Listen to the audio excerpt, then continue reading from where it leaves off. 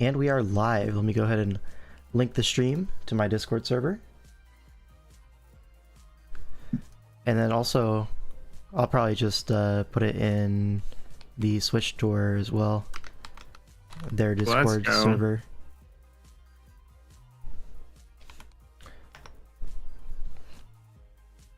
I don't think they have a plug chat, so I'm just going to put it in general. That's crazy. Epic. Alright. So, we're back. It's been a while since I streamed, like a month and a half. Wow. A little bit more than that, actually. Now we did DFL. But now we're back with Swish Tour. This is hosted by Addison.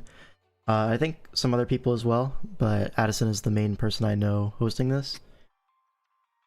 I think TDG might be involved as well. Let me see. Who's doing the announcing?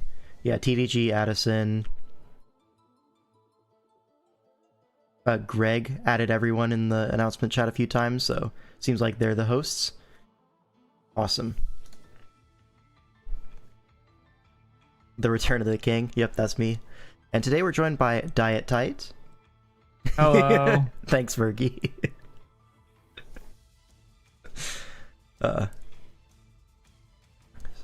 I give a few minutes for people to get in. We're planning to start right at 4, so 2 minutes from now. And that should give us plenty of time to get to the end by 6, which is when the tiebreaks final game is scheduled. So we're going to catch that one live, hopefully. But yeah, it's going to be good.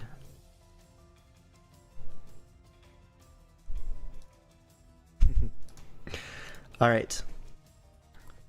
So, Swish Tour. What do we have here? We have 3 tiers in this thing. So we have national decks, we have Galar decks, and we have Thanos tier. So Thanos tier is basically like not full Ubers, but like pseudo Ubers. They allow a lot of borderline stuff. Galar decks is like basically the Swish that we know.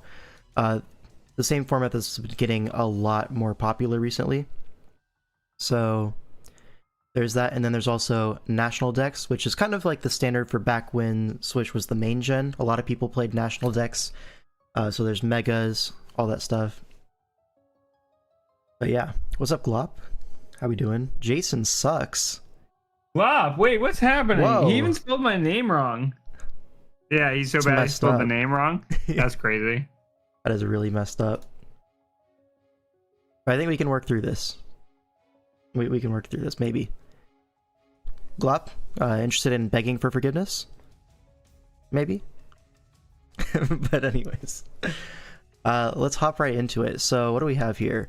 We have, in the semifinals, so the way this tour works is, it's best of 6, and the 1 seed got a bye into playoffs, and it was the top 3 teams in playoffs. So this is the only semifinal series, then we go on to the finals.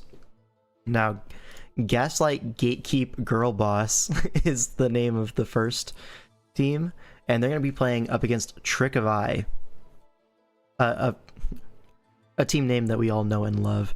So who's on Trick of Eye? I guess I should adjust this a little bit so you guys can see. So game 1 is going to be Impulse versus Kyle. Impulse is kind of newer into the tournament scene for draft, but has been making quite a bit of a splash, recently winning the Draft Premier League. If I remember correctly, he was on that team.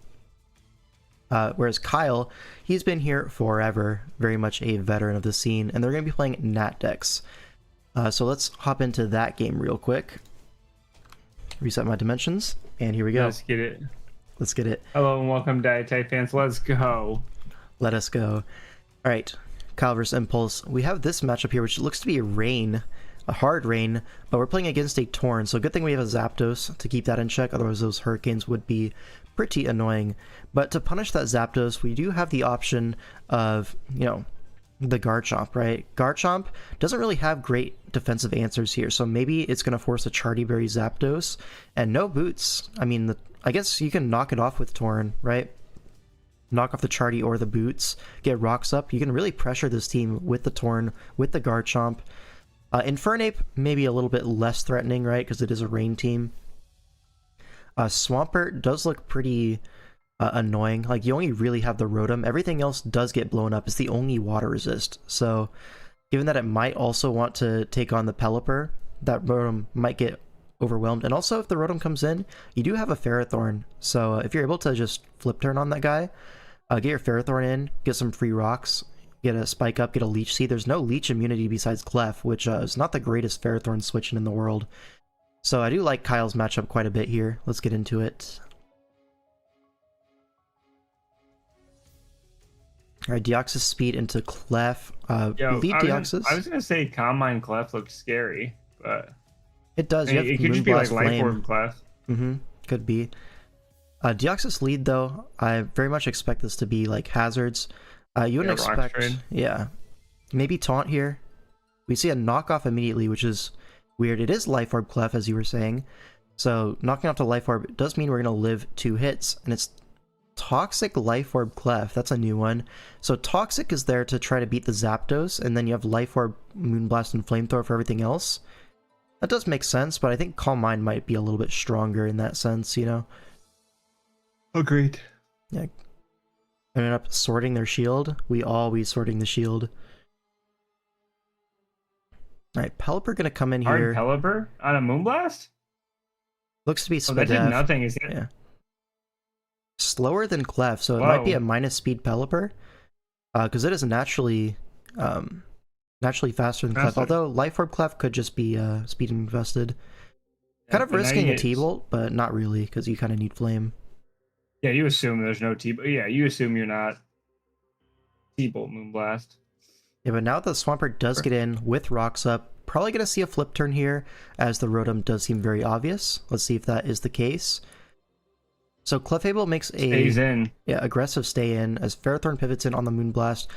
If it's me, I was going to say double. I was going to say double right back, but we don't even need to make that play. It's a Jack Button Ferrothorn.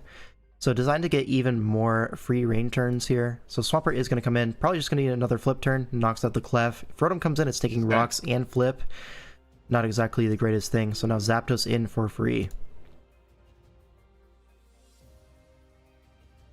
Garchomp, Mega Chomp. Okay, it is Mega Chomp. Did not know that. So this is threatening big damage with the Stone Edge. Are we going to see the Charty Berry on Zapdos? Maybe a trade here? It is Nat Dex, so maybe HP Ice is on the cards. There's the Stone Edge, not Charty. Looks to be just Max Fizdef. Is Hidden Power allowed? I don't know.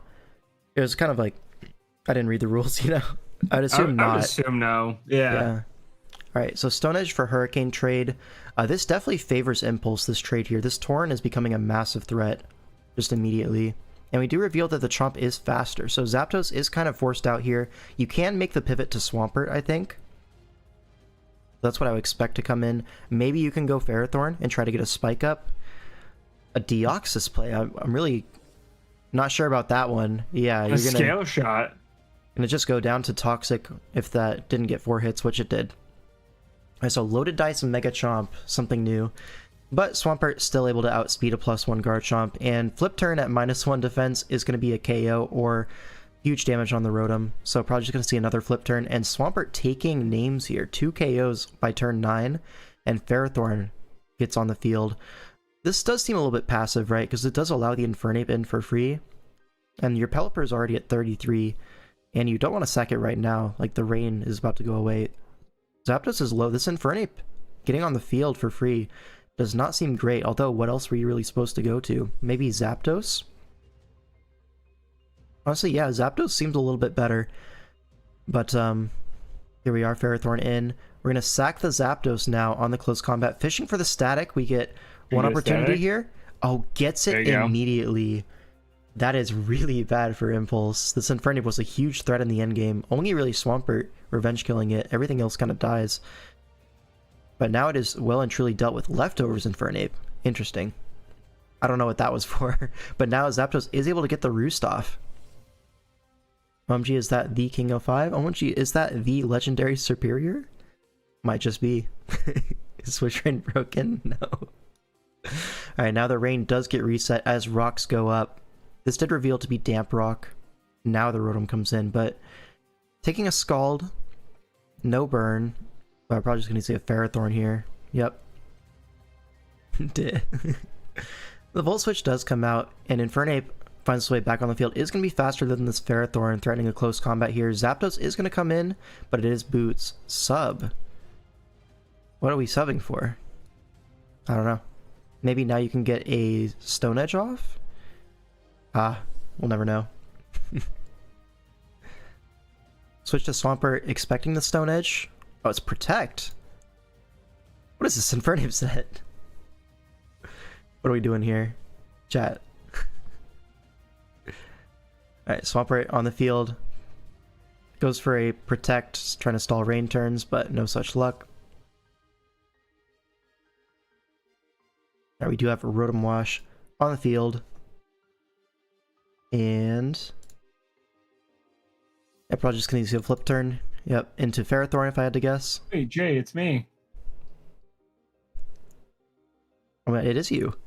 Another Volt Switch, but now this Rotom is deathly low. Torn comes in, but I'm probably just going to see a Pelipper come in. I was going to say Pelipper sack to set up the rain. I feel like you have plenty of turns. You didn't need to sack your Ferrothorn now. So maybe if this Rotom can Pain Split up, it can be a little bit of a threat. But I don't know what opportunity it's really going to get, because you can just set the rain now, and you lose a turn, because you're going to have to sack to this Torn again. But I feel like Swampert does just click Liquidation 3 times, and you win the game. So yeah, there's the Rotom coming in. Sacked off. Now you have to hope Steelix lives this, and maybe like a Pasho counter, and then Torn cleans up the rest. But Zapdos, I think, is too healthy for that, so there's really no out. So we do live. An Explosion comes out, but Explosion is not counter, so it's not going to KO the Swampert. This Mega Burt went crazy. It actually did. I mean, only one Water Resist, and it's Rotom Wash. Yeah, and they just never went into it. I mean, you really can't, though, because if Rotom Wash takes a flip turn, and you saw the first 2 kills Swampert got were flip turns, if it comes and takes a flip turn, you're just getting Pharaoh in for some hazards up. You're getting Zapdos in for a heal. It's like really bad to have Rotom in on a flip turn. So that really, Impulse didn't have a whole lot of tools in the toolkit for this matchup, and Kyle able to take that one with the Mega Swampert in the rain. And so that's going to be 1-0 for what team? Kyle's on Trick of Eye. So Trick of Eye going 1-0 up in the series as we go on to game 2. It's going to be Lejon for Trick of Eye and Habita for the, what is it, the girl bosses? Or Galar bosses, sorry. Alright, a Lando Mirror. We'd love to see that. A Cinderace Mirror as well, so a lot of similar drafting styles here. Notably, no Steel type for Habita, so this Lottie is going to be a little bit of a problem. There's a Slowbro for the Cinderace. Whereas on the other side, it's a Lantern for the Cinderace, so quite a bit less good as a Slowbro for the Cinderace counter. Lando's probably just going to blank each other for the most part. This Comfey looks kind of annoying. Aegislash is a pretty big threat to it, but outside of that, it does look like a pretty good mon. I guess there's a Cinderace as well. Not too great. What do you think? I mean, honestly, I think this is gonna be weird, but like Shift Gear Tox looks kind of crazy. If you're like Shift Gear Throat Chop, you go kind of nuts. You should. Am I crazy? Like Boombur's Throat Chop at +1? Or Throat Chopping Aegislash? Or Yeah. Lottie? I mean, both. I could see the vision.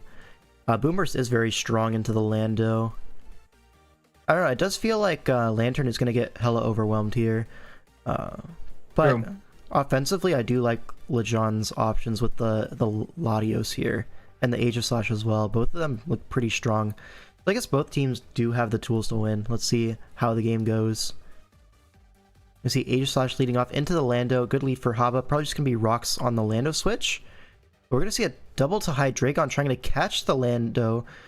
But Aegislash just stays in and Toxic, so no fear. You were saying?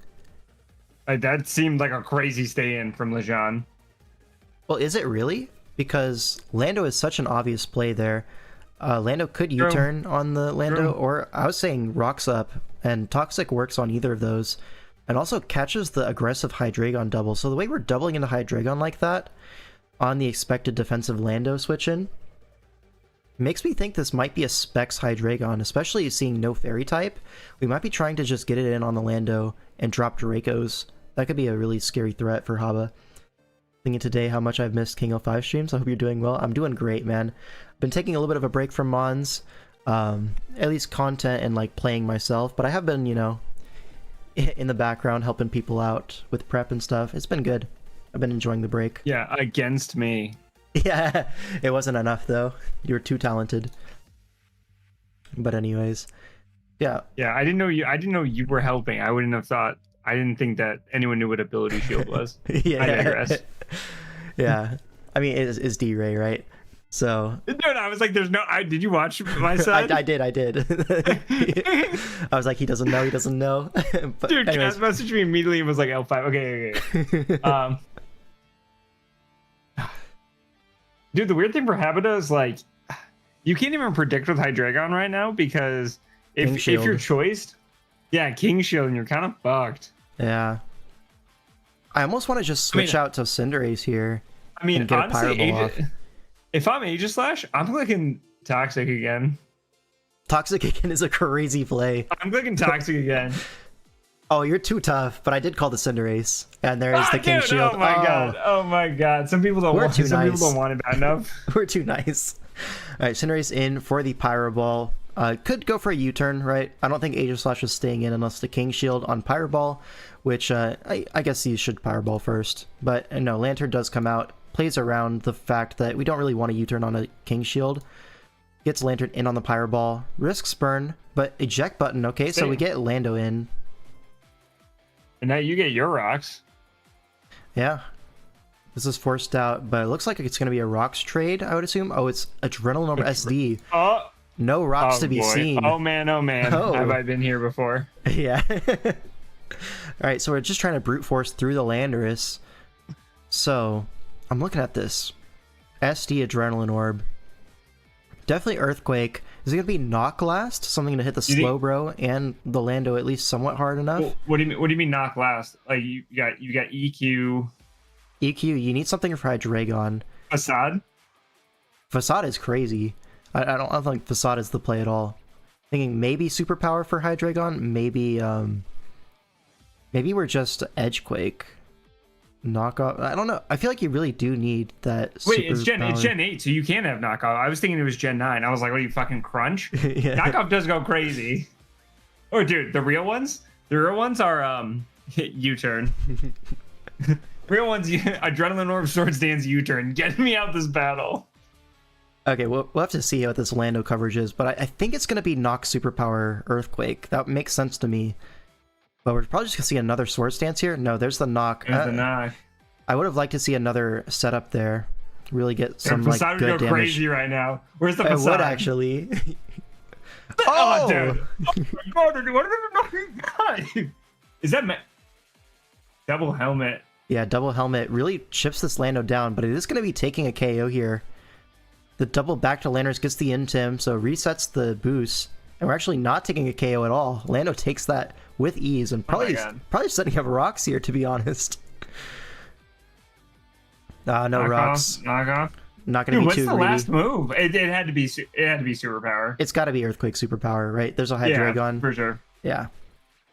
But now Lottie hits the field, and this guy's a big-ass threat. I don't think you risk your Hydreigon at all here. You could... I think it's just sack Lando here. We go comfy on a presumed Psyshock. Oh, it's Psychic. Oh man, I really wanted to see a Psyshock there. Probably would have 2-hit KO'd Comfy, but Psychic not going to be able to get the job done. Looks to be a very bulky Comfy with leftovers, but this is a free entry to Aegislash and Light Screen. Okay, so is this a special Aegislash? I was just going to say, what do you think? What are you thinking? It should be. There's a Lando. Or maybe mixed? Ironhead Shadow Ball? It could be Shadow Ball close combat. I think that makes a lot of sense here as well, because Shadow Ball kind of hits everything. But you do kind of need that Iron Head for like Calm Mind Comfy. If it's like Aromatherapy Calm Mind, you'd need that Iron Head. So maybe Iron Head Shadow Ball is right, yeah. We're gonna see Toxtricity come in on the presumed Ironhead. It is special. It is Flash Cannon, so probably just Flash Cannon and Shadow Ball then. But either way, light screen up, resist. Toxtricity finds its way on the field. Pretty easy setup opportunity if it is that set you were talking about earlier. Hey, shift gear. Hey, it's about to go crazy. The spit off drop, I don't think that really matters. We switch. What for? What are we trying to catch? The lantern? We're like, trying to catch. I don't know. This isn't good into lantern. It's got to be trying to catch the king shield here, but like, really don't like that play at all. If you're set up, that was the turn. If you're just overdrive, like, I guess lantern coming in is bad. Yeah, can't overdrive the lantern. Yeah, boom burst. You could be is a like, hard... dude, if you're like Snarl. Yeah, Snarl would be kind of fire here. Honestly, Snarl into lantern, that makes a lot of sense. And into Lottie, you can kind of live the hits, especially with light screen support. But here's the king shield. Waste a light screen turn. Waste a pyro ball down to 6. And we do eat the pyro ball for a toxic? For a shadow ball, that does not feel worth it at all. We had a lantern at 80%. I feel like you could have just gone to that. Have we seen item? Are we leftovers AG? We're not. It's probably Shuka? Or Colbert, maybe? No, Colbert would carry close combat for sure. We gave up so much health on that Aegislash for fucking nothing. All that to just still take the same hit on lantern that we were gonna... Oh. What? Soccer? What was that for? Some interesting plays here for game 2. Maybe to not waste pyro PP. Maybe trying to call out the king shield. Yeah. Not gonna work out though. Okay, Dazzling Gleam Comfy to do a little bit more damage than the Draining Kiss, but here's the toxic. God, I don't miss toxic. Yeah, one of the most underrated parts of SV. Tell Die I brought Ability Shield versus Talon and Talon versus 812 week 7. Some of us do know. I feel like that chat was a long time ago. I haven't been paying attention, my bad. No. Yeah, rest lantern here. Rocks up. Again, no rocks. So it looks like both sides are more so going for Cinderace as the rocker approach. That's what it seems. So neither team really having to play with rocks up. Although on a toxic knock Lando set, you surely can fit rocks, and surely that was the turn to go for it. I don't know, man. Yeah, your EQ rocks. Yeah. Pyro. It's probably EQ U-turn, to be honest. Ooh. Oh! Misses. That doesn't matter, though. Hey, sounds like we get another slow bro regen. Oh, it does matter. Oh! Oh! We get it right back. Call it justice? I don't know. That was greedy from Hava. I get it, though. You're intimidated, U-turn doesn't do enough to cancel regen. You get regen. Good play, but, like, lose out for it. Now, Psychic, and this Comfy is toxic. Goes for a Synthesis, as you can just stay in and Psychic there. But now the Latios does want to switch. Doesn't switch. We're gonna Calm Mind on the Comfy. The only thing is last move Encore, but like now you attack and he can't Encore you. There's no way it's Encore last. Surely not. It is Encore last. Oh my god, greedy. Oh my god, greedy. Just attack. Too tough. Yeah. That was greedy. You had no idea the last move. Either way, you're getting encored into Psychic, right? That's a free Hydreigon, which is just as scary. So you have to switch. But the difference is you put damage on Comfey, so now Comfey's at. Yeah, for sure. But now Cinderace coming in on the not Hydreigon, the Toxtricity. It's Scarf Tox. Scarf. Okay. Damn, Boom Burst was kind of free there. It probably didn't kill. No, it didn't. It would have put it in Blaze as well, and you would have just lost Toxtricity there. Now you can Boom Burst, as Scrafty has to start taking hits. It has been preserved. Oh, damn. Bursting through absolutely nothing. Scrafty took that like a champ. Damn. So Scrafty, Lejon able to preserve Scrafty HP into the end game, so now able to check this Toxtricity a lot nicer. Looks to be AV from that damage. Gonna go for a knock on the Comfy, get rid of those leftovers. Now Comfy toxic, no lefties. It is gonna be very low. A switch to Cinderace, but Haba catches that with the Hydreigon. Still not revealed. Well, I see the end game for Haba here is if he's Scarf Hydreigon, you just need to trade Hydreigon or Tox for that Scrafty. If you could just keep putting damage on it. Yeah, both of them The look only thing is really this- powerful. The Lantern just doesn't die. Hobbit just doesn't kill Lantern. I think Boom Burst is definitely a 3-8 KO on that guy at minimum. And but Hydreigon does kind of struggle breaking through it. I guess 0 turn slept. Draco into like switch out into Tox maybe and Boom Burst twice. That probably does get the job done. But it all depends. What is this Hydreigon set? If it's Scarf, I do like Hobbit's chances. If it's Specs, you're gonna have to take a big U-turn, maybe even a high jump kick here. You might die to U-turn. Have we seen? You're not gonna die. No, it's 42. Oh my god, that's this is Blaze. Oh, it's Blaze. Yeah. Scrafty comes in to take the hit. Draco Meteor, is it Specs? Looks like it is not Specs and not Scarf either. Welcome back. Yeah, welcome back, Orange, as well. It looks like Scarf damage. Could it be Scarf Cinderace? Have we seen Cinder switch moves? I think we have, right? Yeah, Pyro to Lando and then U-turn. Yeah, because it crit this low, bro. So what's this Hydreigon? Is it Chople, maybe? Chople kind of makes sense, right? I mean, if AG is Colbur, you like lure the lure, right? Maybe Scrafty is mad close to being in range. Yeah, it's 2 KO'd by his Tox. Yeah, it doesn't switch in anymore. So like, you sack Hydra here? Oh, why do we sack? Oh my god! What? Oh, that worked. Wow, I was thinking that you sack Hydra there on you sack it to a Draco, you go Cinderace, and U-turn is unguardable because whatever you go into, you get Toxtricity. Because if he stays in, you go Comfey. If he goes into his Cinderace, you get Scarf Boom Burst. Like, it seems pretty. Yeah. I think if anything, this turn, not here, but here, I would have wanted to see Comfy come in because it's not necessarily a sack. Like, you can get a Dazzling Gleam off, you can get a Light Screen off, and Light Screen does guard against the Lottie for the short term, and you can really get something going with your offense in the meantime, right? I guess Light Screen doesn't really matter because everything's in range of Lottie anyways, right? Besides, maybe Tox can take a hit. Yeah, that Lottie's the scary endgame threat. But, like, trying to go into Cinderace and sack it, I don't like this, but it does work out, right? Hey, it was Lottie never a comes in. sack. Was never a sack, yeah. So Lottie comes in, gonna be forced to take this U-turn. See, Calm Mind Psychic. If this is Agility Latios, this might just be Wraps, right? You Agility on the U-turn? There's a weakness policy? We see the Agility? We see Recover. So it's like a bulkier Calm Mind Recover, but that seems to be good enough, right? This company doesn't have Draining Kiss. Not even going to go for the Light Screen, just going to go for an Encore. Doesn't want to get set up on. Fair enough. But now Cinderace comes in. You can just recover again. Recover. Yeah. We're doing a net 4% and sacking him on in the meantime. Now Tox comes in. Oh my god. Scarf Encore is hot. Okay, raise your hand if you knew it got that. My hand. No hands? No hands? Behind my back. Bro, I did not know this got Encore. Of course, he's a guitarist, and they always want Encores. It makes thematic sense, of course it does. But this is a crazy reveal. Scarf Encore saves the day for Hobbit. He was definitely getting swept by this Latios otherwise. But now he's back in the game. You can make a double to Hydreigon here. Get a Draco off, maybe. Maybe a double to Cinderace, right? Go for the tie on the opposing Cinder, because I think Cinder is coming in here. Goes for another Encore.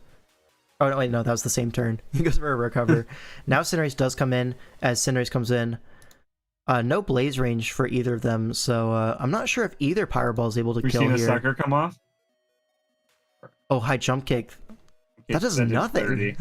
But still 0 turns slept. And we get our into Hydreigon. Sleep Talk into Surf, that doesn't matter, 12%. I guess it does matter a little bit in the sense that Hydreigon has one more move that it can go for, but Cinderace sack? It's going to go down. I guess that is your least useful member. Latios comes in. Has to Draco to kill this. Now we're -2 Lottie. Now you go Cinderace. You turn into Toxtricity. Crafty. The Scrafty's still out of range. Oh, so bulky. But it can't kill Tox, but it can get the knockoff. Yeah. That crit does not really matter. For being honest, it's always going to be in Lottie range. And now, I think Lottie still wins because you no longer have that U-turn into Encore. That's going to speed up the process. Yeah. And yeah, so real talk, Lantern might have just swept as well. I mean, you should have clicked. You should have. Yeah. No, this was locked up for LeJon as soon as that Yeah. There was nothing you could have that done. knockoff happened. That was crazy game. Really enjoyed that It one. was a crazy game. Yeah, that one felt close until it just wasn't at the end. Like it Yeah. felt like it was just a clear like pull away by LeJon at the end. Oh, Kenny actually knew Tox had Encore. In Autumn Seasonal drafted that thing. Not a lot of usage in SV for Tox. We saw it really early on in the gen. As like a Terra user, you Terra normal Boom Burst, right? But past like the first few weeks of SV, kind of dropped off a cliff. But here we have game 3, King of Crook versus Can't Decide. This is Sub-Zero, if I am remembering correctly. Yeah, Sub-Zero. And yeah, you see a Beware. This is something that we've seen. Goat. Oh my god. Beware had like a massive uptick in usage, like I want to say 3 years ago. That's all good. That's all Kaz. It had a season where it just popped off, like max usage. It was doing stuff every game, and then it kind of just fell off a cliff again. Because, you know, after obviously taking over the league, it got a price increase, and now it's yeah. But regardless, it's back. Beware is here. There's an Urshifu Rapid on the other side. I assume it's Rapid. Lord. Hold on, is this yeah, this is still Galar Dex, so there's no Urshifu Single Strike here. It's just going to be Rapid, I assume. Which this team, we've seen this kind of structure before. The Coco, Lando, really good synergy, right? Where Coco, you turn on a lot of stuff, you get those Life Orb Sheer Force hits off. A really strong combination, and we see this pairing often with the Uxie and the Urshifu and the Lycanroc. Like, we've seen this exact team before in DCL. I forget who was piloting it, but we did see this, like, pretty much exact archetype. Lead Nasty Plot, Focus Sash, Ace Elf goes kind of crazy. Lead Nasty Plot? I don't know, because, like, the most obvious leads are, like, Uxie and the Lycanroc, right? Lycanroc could be Sash and just, you know, crunch into Accelerock, and you'd get nothing done. Sure, but then he doesn't get up. But then you can go, if he leads Lycan, you can go Beware. You can, but there's also, like, the threat of close combat with Tough Claws, right? As a follow-up. Lycanroc is pretty strong. And, like, if Uxie leads, it's just a U-turn on Azelf, potentially, guarding Gale's taunt, and then your Coco follows up. I don't think Sash Nasty Plot really gets anything done, actually. But, yeah. So, Garchomp here, kind of tame, I'm not going to lie. Garchomp doesn't really break this team super well. The speed tier is pretty nice, but you have, like, natural checks to it. Like, Urshifu Rapid does have, like, really good natural bulk. Uxie, obviously, gonna take hits for days, has a foul play option. And Coco can be Shukaberry, I think, into Garchomp. Oh, excuse me. Into Garchomp, Lando, all the good grounds. I usually do like seeing a Shukaberry on Coco to just Dazzling Gleam. He wanted Vileplume in Autumn Seasonal, but I got sniped, so just decided to get Tox to discourage people from running T-Spikes versus me. I mean, that's one way to do it. I mean, Tox is offensively pretty strong. Tox the go. Yeah. Let's get into the game. Vanilla Lego going to be lead into Tapu Koko. Good lead for King of Crook. Koko going to have to switch fearing Scarf. And a knockoff on Urshifu immediately gets rid of the Assault Vest. Doesn't seem to be too impactful, to be honest. The Nilligo is the only real special attacker, besides maybe Special Aegislash. So the AV being gone sucks, but it's not the end of the world. You'd rather that than, like, take a Grass Knot on the switch, right? Tox up. Oh, we're just going to sack Nihilego immediately. I guess no great switch in Urshifu, although we do have a Garchomp, right? I mean, Garchomp and Urshifu can trade HP into each other if they want to. But we're just going to sack Nihilego for rocks. I mean, no real removal, right? Lando is the removal on this team. I guess Coco has Defog as well, but they both are not often running it. So rocks up as a trade. It's not the worst thing. It breaks any sashes, so when this Azelf Nasty Plot's here, we're in a good spot. Yeah, it feels like probably just gonna see a Uxie pivot here. Beware double does not cover the Uxie at all, but what were you expecting there? Guzzlord? But probably was expecting Guzz, but Azelf gets Dazzling Gleam. You can't go Guzzlord. Yeah, Uxie gonna get free rocks out of the situation as Aegislash comes in. Now Guzzlord comes in. This is gonna be the AG check. Toxic. Alright, so probably gonna see a King Shield. And we've seen multiple Aegislash from this team, and it seems like they just like the Toxic set a lot. Toxic Aegislash, Jesus Christ. So now Guzzlord gonna start taking residual chip. Maybe King Shield here to get that toxic chip. There it is. You scout the Guzzlord. Is it physical or special? We do real physical. Nice. That knockoff. And now Well, it could be mixed. It could be, but Fire Blast on the Beware. Oh my god, 52. Yeah, that's super effective thanks to Fluffy, and that's gonna do 52. That doesn't seem like a lot, to be honest. Like, this Beware might be Assault Vest, or it's just very bulky. Oh, it's faster. Oh my god. NASCAR Guzzlord getting it done. Wow. So their Guzzlord is mostly using that speed to creep Aegislash, I think, but just so happened to catch the Beware at the same time. So really nice speed investment from the Guzzlord. Sometimes NASCAR sets just do their job, and that's going to be many such cases, right? Now Garchomp gets the free in. Uxie going to be the pivot in on the Scale Shot. Probably going to see a Citrus Berry, I would assume. Trying to take that on. There it is, the Citrus Berry. Can I say something really stupid? Yes. I don't know if I remembered that Garchomp got Scale Shot in Gen 8. That's like one of the big meta-defining things, yeah. I don't even remember. Dude, honestly, I haven't played Gen 8 in fucking forever. I was like, what generation am I watching? It's all Gen 8 today.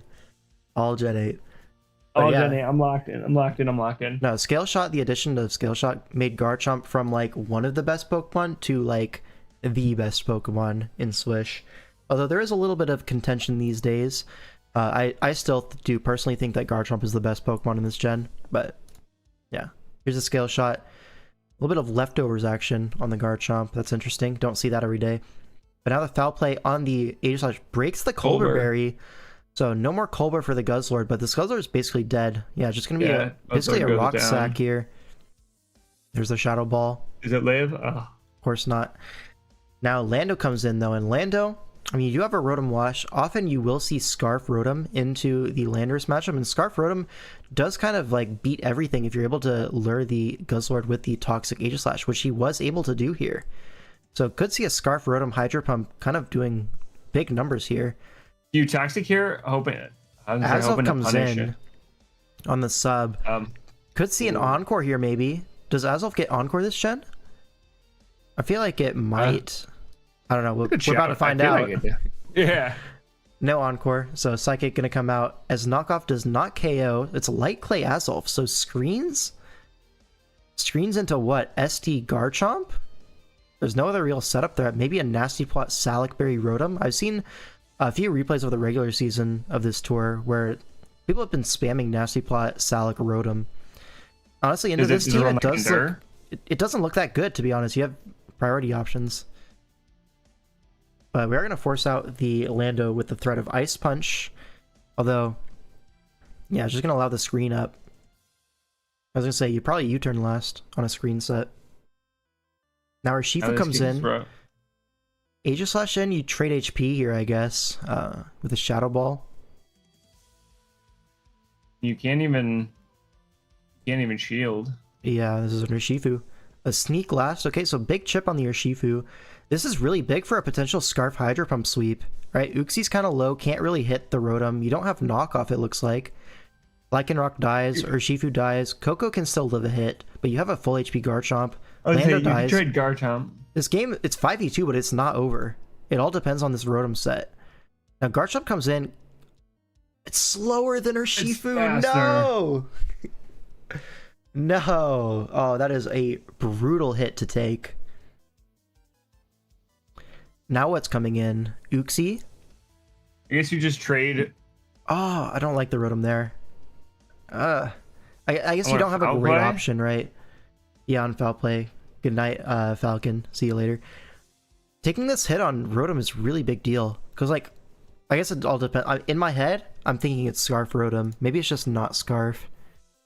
We'll see. It could be Helmet.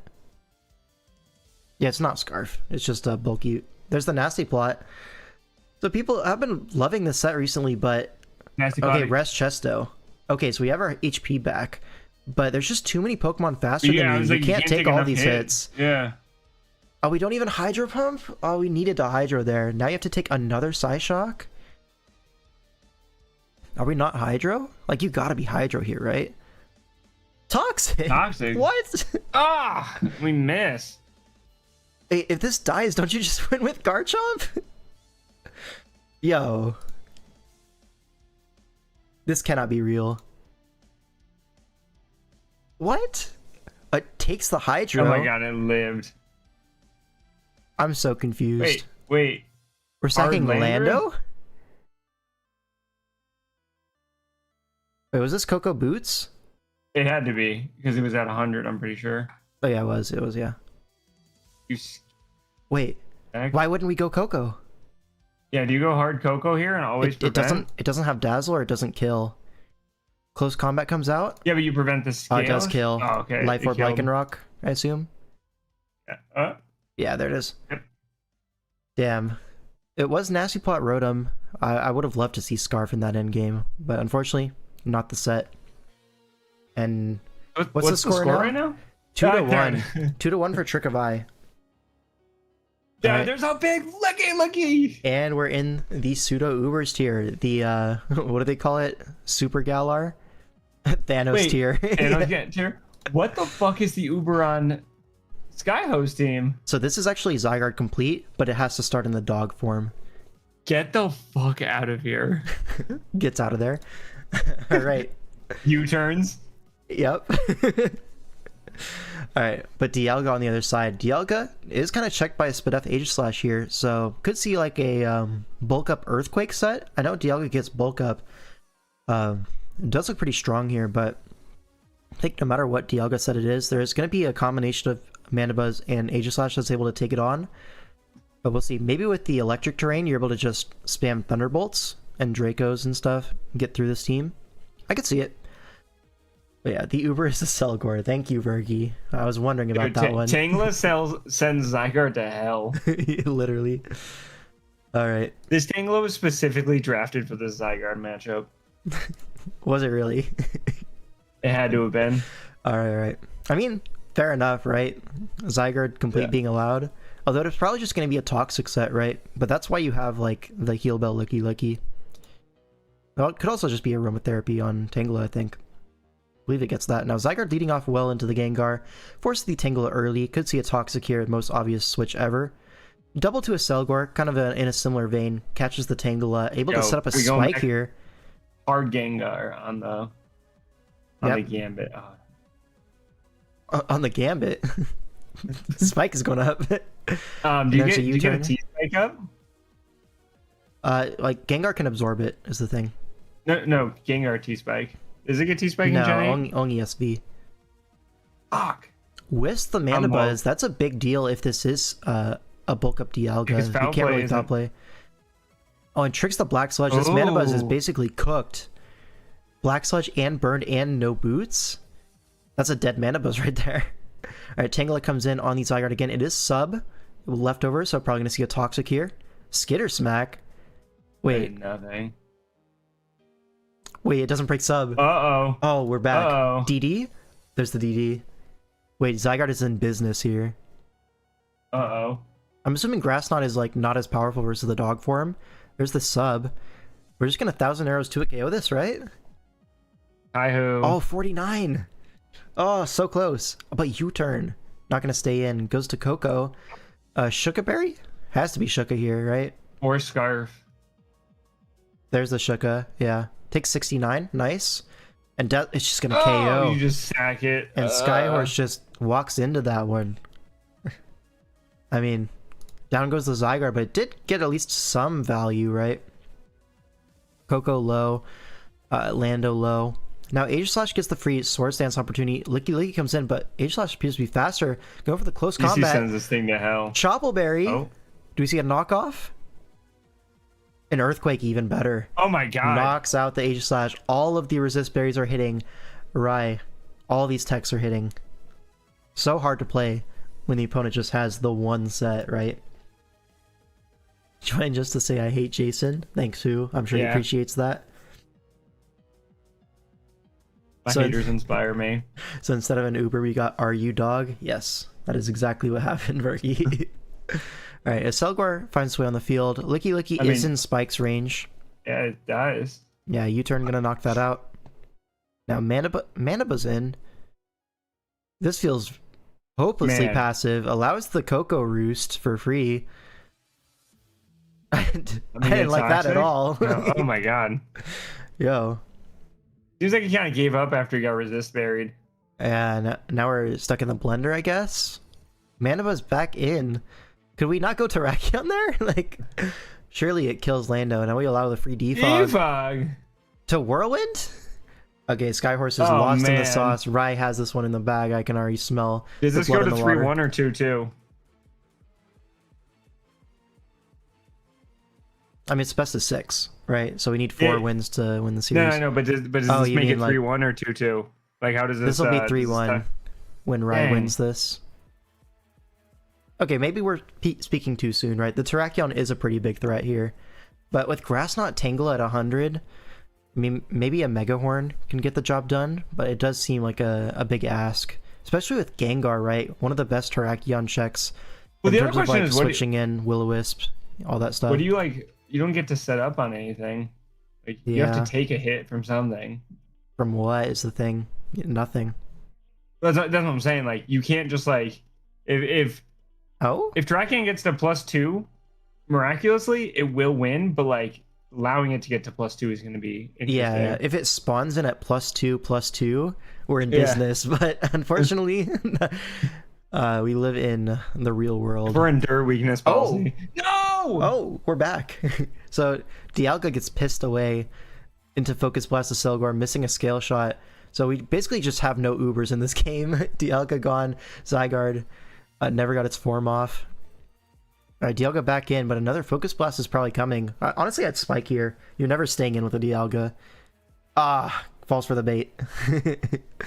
But at least the Spike does go up in the end of the day. Selgor goes down. Again, we just keep going, man.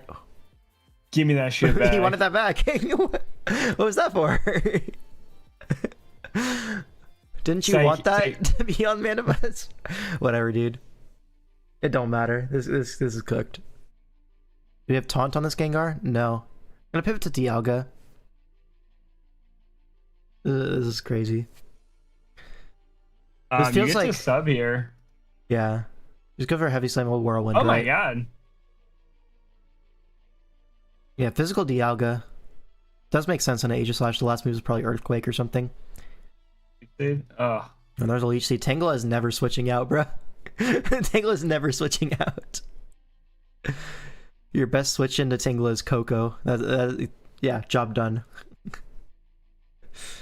We're trying to PP stall Leech Seeds or what? Switches to Lando on the Coco. Spikes stay off during sex. For real, they do. There's the foul play. Does 18, but it's Lando able to get the defog off. No more spikes. You turn into Big Dialga? No, Yeah. Tapu Koko. I mean, Coco and you just get free volts, right? Forever. Yeah, these are doing good damage.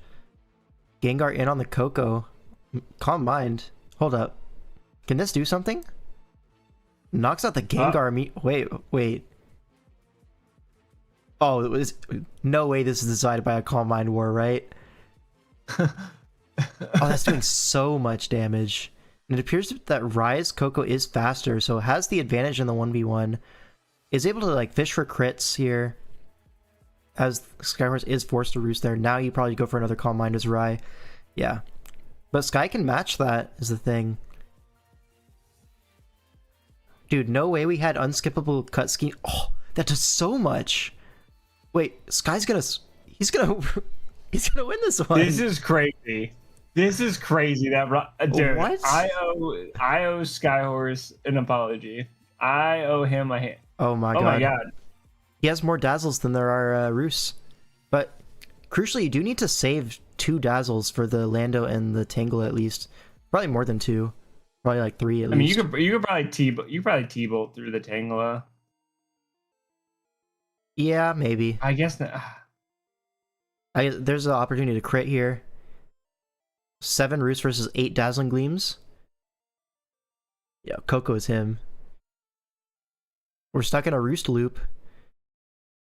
This is crazy. To be honest, what Sky should be doing is on the Roost turns, you should be Calm Minding. True, yeah, Calm Mind It's just gear, free because all it does is force Rye into a Calm Mind match. Right? Well, the only thing is it allows Rye to click Deagling and try to get a crit. So keeping him on the ropes prevents him from going for the crit, right? Oh, there he is. Skyhorse finally saves the PP. Oh. Oh. That was a crazy throw from Skyhorse. That's crazy. Oh my god, he got rewarded. Oh my god, why did he click it? Why did he click T-Bolt? That was such a throw. He got rewarded for a big ass throw. How many Dazzling Gleams does he have left? 3, right? No, 2. Oh my god, way to get fucking rewarded. That's crazy. Actually insane. Why did that T-Bolt work? Ridiculous. Because if that doesn't crit, Coco 2-hit KOs Coco, and Rye's the one sweeping with Coco. That's so dumb. We did the hard part. We did the hard part, and now we're just fumbling at the easy part, but it doesn't matter. Oh my god. That's actually ridiculous. Yeah, Yurdunk has it right. Oh my god. Dazzle here? Yeah, Dazzle here, and it's just cooked now. Yeah, oh my god. Folks. That was crazy. That was just crazy. Alright, moving on to the next one. God damn, dude. Alright, this is just regular Swish, right? Yeah, this is Galar Dex. So back to the land of the familiar. No Dialgas, no Zygarde completes, just normal Swish. So we do see a Weavile Melmetal Uxie thing, which this 3 has been seen together quite a lot in the past years. Not really with the other 3, like Mence, Gourgeist, Stunfisk. These are kind of new additions to that style, but the offense is really good between Weavile and Melmetal. Idea is you knock off Rocky Helmets, right? And Melmetal is able to click that Double Iron Bash. They kind of also switch in well on each other's checks, right? But Tidal on the other side has... I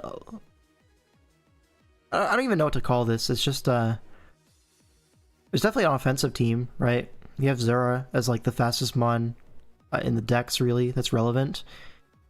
There's a lot of guys that hit hard. You have a Slurpuff for webs or belly drum. You have a Mudsdale for that rocks and like just defensive slow things down. Like this is gonna obviously be the Melmetal check. Now, what do you think about this matchup? I'm a huge Slurpuff guy, so if you get a little bit of chip on the Uxie, you knock down the Melmetal, belly butt jump Slurpuff looking crazy. I'm a big Slurpuff glazer. Yeah. Gourgeist looks really annoying for the team. You can bring it in on Mudsdale and you get a free Wisp, and nothing really wants to take a Wisp. Like you can't. Like you were gonna go hard Zarude. That sucks. Similarly, like Melmetal, if it clicks, if it's like ID body press, doesn't it go crazy? Yeah. I mean, it kind of walls the whole squad. Like if your ID body press, double iron bash, protect for leftover turns, like aren't you like kind of unbreakable? Kind of. Yeah. Like Lottie is Mystic Fire in Gen 8. It is, and it's definitely going to be running it. Yeah. Yeah. On the other Melt's a side, big like threat. on the other side, like Combined Colbur, it's so hard to call Colbur Latios against a Weavile. Like I guess you just assume it's you click the dark move because it's the most accurate move. I don't know. Versus this team, I kind of want to just click triple axle a lot. Yeah. Like, the only reason you don't click triple axle, you just call them not wanting to risk a miss. Yeah. I feel like Loki, if you're bringing Lottie here, it's probably Scarf, right? You check the Mence at +1. You're faster than Weavile. You can like... You actually go Aura Sphere in this matchup, to be honest, not Mystical Fire. Oko the Weavile before it can move. Aura Sphere. True. Still hit the Mel. And then you don't have to worry about like triple axle versus Colbur versus whatever. You just outspeed it. And if you can ship down the Mudsdale, so maybe training Melmetal for Mudsdale or something, DD Mence can go kind of crazy. Yeah, I was thinking Mence looks incredible here.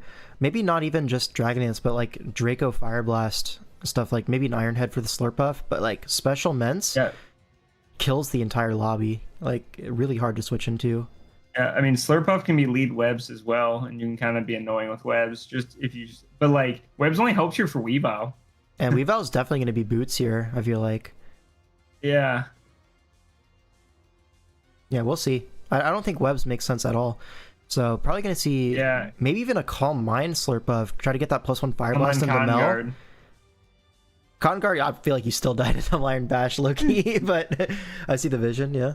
You Cotton Guard when it comes in, and then you Cotton Guard again. +6, yes. Okay. Zera versus Uxie lead. Is this taunt lead Zeraora? I don't know why you would lead it if it's not taunt. Or Toxic? Yeah, Toxic, taunt. Knocks off the Stunfisk immediately. Okay, fair enough. We're just immediately staying in on Stunfisk. Oh, is he Jetpack? Oh, okay. Okay, that's actually a really smart way to get chip on Stunfisk early. And there's the Draco Meteor. Oh, Draco? 60. Double eject pack? No, no way. That has to be Specs, right? Specs into Spadef Uxie, maybe? See, this is what's annoying. Wisp here? No, Power Wave. Oh my god. Life Orb Gorgai Super. Oh my god. Well, we found the way to pick off the Mudsdale. Jesus. Wait, look at Melmetal now. Oh my god. Title look is at cooked. Mets now. Yo, look at everything. Sneak? Dude, is Shadow Sneak not doing like 60? Low key. I think that would have been worth. Now we're sacking Uxie. Now you go Melmetal. Yeah, Melmetal gets in. Oh. It is Specs, just kidding. We're clicking. Fighting move? Does it get a fighting move? What kind of move can you click? Trick Room. Oh. Fuck. Wait. We're just gonna sack to the Zarud, it looks like. Yeah, Darkest Lariat, and now Melmetal gets in under Trick Room. This is gonna be hard to stop. Zarud goes down. Okay, that's banded. Yeah. That is for sure banded. So strong. Yo, Zara, you just stay in, I think. Wait, we're doubling to Lottie? Oh, it's not banded. Oh, yeah, that did 41 with one hit. Oh, because it's offensive Zarud. It's Scarf. We found that out from the Poltergeist. Oh, yeah. Fuck. Wow. Well, now you get to click Double Iron Bash. Yeah. But back to Zera. If this lives... fine. This does not... Yeah, it's going to live, but now you just... Oh, dude. Do you Earthquake here on the... Oh. This is a CC. Stunfisk is dead. What? We're saving the Stunfisk there. Is this Scarf Mence? It's Moxie. Oh, dude. Tidal is catching every Earthquake with Latios. This is crazy. And locks into Aura Sphere. Wait, now you can go into your... That was such a heads-up Aura Sphere. Because the Mence Earthquaking there, and being Moxie, you have to assume it's Scarf, right? So knowing it has to switch as Locked into Earthquake versus Lottie, you just Aura Sphere, which kills all the remaining 3. Very smart stuff. But now Weavile comes in, and we have to sack. This Weavile is a huge threat. Icicle Crash, no Axel here. Crash! Metagross takes a knock from here, I think, even without Colberberry, which I think it might be. There's also a chance it's banded. There's also a chance it's banded Bullet Punch. I don't really see it. Banded Metagross in this matchup. I feel like this is the I rocker, also don't right? See it, oh, no, Mudstail's the rocker. You have to fear it. Like you can't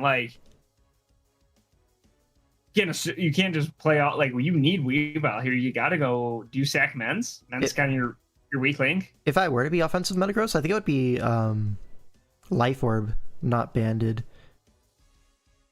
But here's the knock. It is Colberberry. Yeah, would have lived without it, and Mash obviously going to KO the Weavile.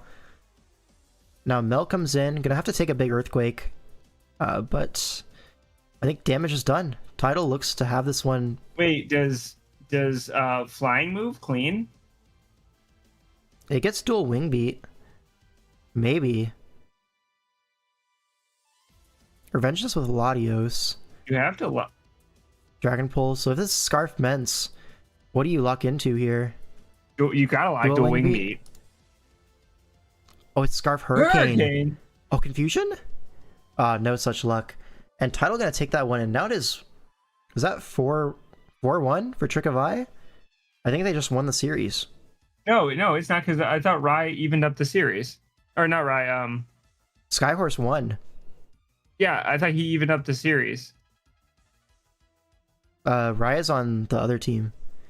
Oh. Yeah, so I think they just won the series there. But we have one more game. Correct me if I'm wrong, right? This is 1, 2, Hold up. 2, 1. Can you send me that? 3, Can you send me 1, that doc? 4, 1. Yeah, I got you. I'm pretty sure I set this up beforehand, so all the teams are on the same sides. So wait. So let's look. Who won the first game? Kyle. Okay. Then LeJohn. Okay, that's 2. And then Sub-Zero. Okay, that's 2-1. Then Skyhorse in a crazy 3-1. miracle run. Yeah. Then Tidal. Yeah, 4-1. That's 4-1. We won the series. Let's take a peek at this one just because they played it out. For the love of the game. Yeah. But series is done. Trigger Vibe move on to the finals.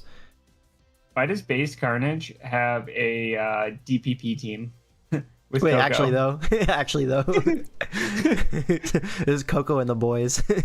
All right, Sash Weavile lead. Usually you see Pickpocket on this type of thing, but Pressure instead. Oh, knocks off the Scarf. That's a crazy play though. Whoa, crazy knock on the Cinderace there.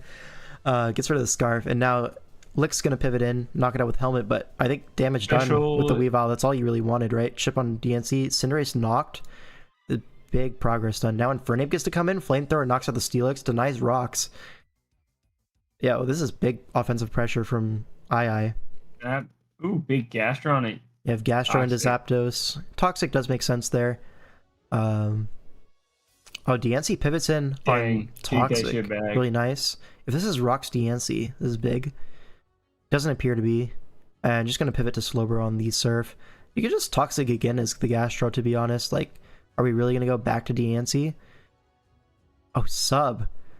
Yo, Sub Belly Drum. Fast Sub Slowbro versus Gastro. I didn't consider that, so my play would have been horrible. Yeah. But Uxie in. Knockoff does break the Sub. Scald comes. Do we get the burn? Whatever no burns. Burn. So Uxie probably gonna. I'm gonna say. Because you don't want a Toxic there, because you could see a. Dang. I would say you could see a hard Mega Nancy coming. Yeah. Calm Mind. So Sub Calm Mind Scald. Is it Slack Off last? Surely not. You need a move for the Gastro. Grass Knot last? Maybe Ice Beam. Ice Beam for Burn Chomp. But like the HP is so low. Like you can't do anything as the Slowbro. You got 14, no lefties. Effectively dealt with, and now the rocks go up because you know you're pressured to stay in with Slowbro, get your value while you can. So no magic bounce there. Oh, stays behind the sub. Stays behind the sub, yeah, but I don't know how. Yeah, you have Scale Shot to follow up. Oh, 2 hits. It is Ice Beam last. But it lived. Oh my god. Chomp is so bulky. Now Boot Zapdos comes in on the Scale Shot miss. Huge oh my god, deal. this is hell. Oh my god. That would have 2KO'd for sure. This is what hell is. Oh my god. Goes to the Toxic, knocks it out. Oh my god. Probably Toxic Hurricane. But Coco comes in. Do we see a Calm Mind here? Oh, Coco's gonna win the game right now. Oh my god, look at the team. Oh my god. Coco just sweeps. Coco calls game. This is 5-1. Oh my god. Domination from Trick of Eye. Wow. Coco's crazy.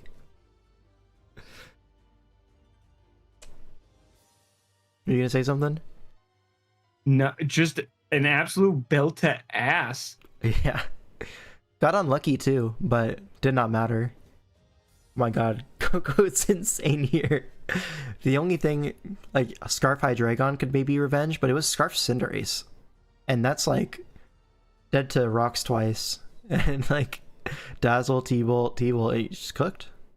Alright, now we move on to the finals. So this is gonna be Trick of Eye versus who? The Crown Tundras. The Crown Tundras. So the Crown Tundras did get Rage. Go ahead. The Rage is my coat. Your goat? That's it. That's the tweet. Bet. And so, what was I going to say? So the Crown Tundras did get a bye into finals because they got first seed in the regular season. And so now Trick of Eye dominating in the semifinals to meet them for what is going to be a fantastic series. All right, now we have Skyhorse versus Rage. Two very strong Swish players. Skyhorse, you know, he's bouncing back from a few like pretty bad tournaments in the past few years, but right now he seems to be He took the dub when he needed it, though. He did. That was a crazy T-Volt though. Oh my god. That was a crazy T-Volt to get a crit on. That was so dumb, dumb. But winners win. Winners win. Winners do win. And Rage on the other side with the Obstagoon. This is something we saw like a long time ago in Swish. I want to say back in when did we last see Obstagoon in like any reasonable amount? It was like DPL season, I want to say like 4, season 5, like around there, like really a long time ago. Like this is 3, maybe 4 years ago at this point, maybe even 5 years ago. God damn, we're old. But yeah, Obstagoon making an appearance. Super all drip I'm saying on. is like offensive Colbur Unicus looks pretty fucking strong. Yeah, it does. Is that shield, dog? Would it show shield on preview? I actually don't know. Can someone confirm which one this is in the chat? Yeah, I don't know, ball. He knew he had plot armor, so he clicked T-Volt to flex. Yeah, that's such a crazy... Yeah. I would be so angry to be like, man, like I should have lost, but then you decided to make the one play. Yeah. Anyways, we're here now. There's a single team in DCL 1 with Obstagoon that did mildly okay. Bet. Oh, Addy, what's up? I guess we'll find out if this is crowned. Yeah, we'll find later. out. I want to say that the asterisk next to it means shield. It doesn't mean anything. Preview, you can't tell. It's like Urshifu. Damn. Yeah. But we do see a Dragapult on the other side, and Dragapult... It's crowned. Oh my god. Okay, Dragapult looking pretty strong. Definitely going to be Spadef Aromatisse as like a countermeasure to that. For sure. But yeah. Maybe Scarf Obstagoon as well. Like, this Pult is a major threat. I don't know what you lead here if you're Skywars. Do you lead the Reuniclus? Like, I feel like everything does really bad. Like, you can't lead your first 3 into the... You can't lead your first 4 into the Zapdos lead. Mm-hmm. Oh, wait, Zapdos actually 6-0s this team. Oh my god. That's what I'm saying. Like, what do you lead in the Zapdos? You gotta lead Reuniclus? Depends on the sets, right? If this is like AV Crook, you don't really fear the Zapdos as bad because you have a pivot into it. But even then, that's not fantastic, right? Yeah, it's not great. This does seem very favored for Rage, though, looking at it. Let's see. There is the Reuniclus lead, so you called that one right, but Aromatisse is going to be the lead off for Rage. Hard combine. Which is interesting, right? I would have thought that you want Aromatisse to, like, stick around for the Dragapult, but we're just leading off with it. And Nasty Plot immediately on Toxic. Moonblast. Reuniclus is going to take that, but goes for an Infestation. I mean, sure, we were staying in anyways. Yeah, gonna switch into Eldegoss. Also 2-hit KO'd. Oh, the J. Ricky Citrus Berry. Gonna avoid the 2-hit KO, and Aromatisse is basically dead now. But how do we beat Dragapult now? What was the plan? Oh, Raining Kiss. That doesn't matter. Like, we're still cooked. Pivot to Regenerator Reuniclus. And yeah, that's gonna knock out the Aromatisse with the Leech Seed Toxic. Okay, Reuniclus is sacked there. I would have liked to farm some regen there maybe, but I understand Lottie's scary. Scale Shot on the Zapdos. Okay, Scale Shot into maybe a Stone Edge. Are we gonna see a bulk up here on a... Rage calls the Stone Edge, goes to Zama, gets that one right, does 3%. Love that. Very balanced Mon. And Close Combat. Yeah, it doesn't have Body Press this gen, which is the only reason why it's somewhat allowable. But Skarm gonna take that very easily. But Zapdos finds its way in on Skarm for free. And this is like the combination. Like, we saw Zama Zap Mew in Swish Cup that one time they allowed it. And it was just dominating. Right? Or actually, no, we saw this in DCL, right? Don't unpause. I just want Eldegoss to be here forever. He's going to die. He's gonna take 70. He lives. This thing gets melted. No, he's gonna live. Eldegoss is him. But it's like the Zama Zap Mew core is so strong. It was DCL 1. That was DCL 1. Yeah. I knew it was popular somewhere, but this core is just so powerful, right? Because everything that beats Zama hard loses to Zapdos, hard loses to Mew, and it's just like, oh man, what am I even supposed to do? Are you supposed to like not bring Rocky Helmet Skarm? Like you have to, but Zapdos finds a way in, and Zapdos is just Thanos in this matchup. So yeah, like I said, 70. Oh my god! Oh my god! It just did the funnier number to make it did, yeah. Dude, that's too tough. How tough is the Rage? Literally too tough. Goes for a knock, risks the static, risking doesn't the get static. it. And here's Unless the scale you're- shot. Do we see a Moxie Infernape here? We gotta, right? Ah! That's fine. You get +2 now. You guard against Scarfers. Some call it better. Yeah. Zama in. I think you just take your Earthquake chip on this. Oh wait, I forgot this is back in the day where it's I guess we still have the Scarm. The Zapdos being dead is actually huge for the Scarm, because now you can just go to it without any repercussions. Whirlwind on the Lottie gets Obstagoon in, but it's Scarf Obstagoon. Has to be. Like, you see Aromatisse as the lead Nasty Block guy, it has to be Scarf Obsta. You need something for the Dragapult. Yeah. But now Scarm gets to roost for free. Free value from the Scarm. Ooh, You can't sack all that the value Scarm. back. No! Oh! Skyhorse, no! no. That was the one illegal play that you had. You cannot stay in there. It is impossible. Like, a Crook sack there, get your Pult in. Also, does that show fine. Specs Latios? Do we assume that's Specs Latios who brought it down to sturdy? I don't know. Dragon Pulse killed the AV. Or this is not AV Reuniclus, it's just bulky, but Yeah. I feel like maybe it's Expert Belt can get that roll. Maybe. But yeah, bring it to sturdy does like trigger some alarm bells. That's tough. That's so fucking sad. Still, That'd this be a Torn feat. is like looking to claim a KO. Another Icy Wind. Hurricane? Gonna. Oh! The actual roller coaster that turn. Now, Crook time. wait, Crook comes in, it's -1 speed Lottie. You get the Moxie boost here. Zama's at, what, 50 something? 57 after Obstagoon rocks? faster? How fast is Obstagoon? It is faster. Yeah, obviously EV for Scarf Crook there. It was AV Crook. And yeah, it lives. Oh my god! No! Oh, it has to Draco to kill though? Oh, that super sucks. Wait, it couldn't have darted there? It might not have darts. Damn, that didn't even kill it +2. Yeah, that actually, oh my god. Zama is so unfair. Dude, Zama is so good.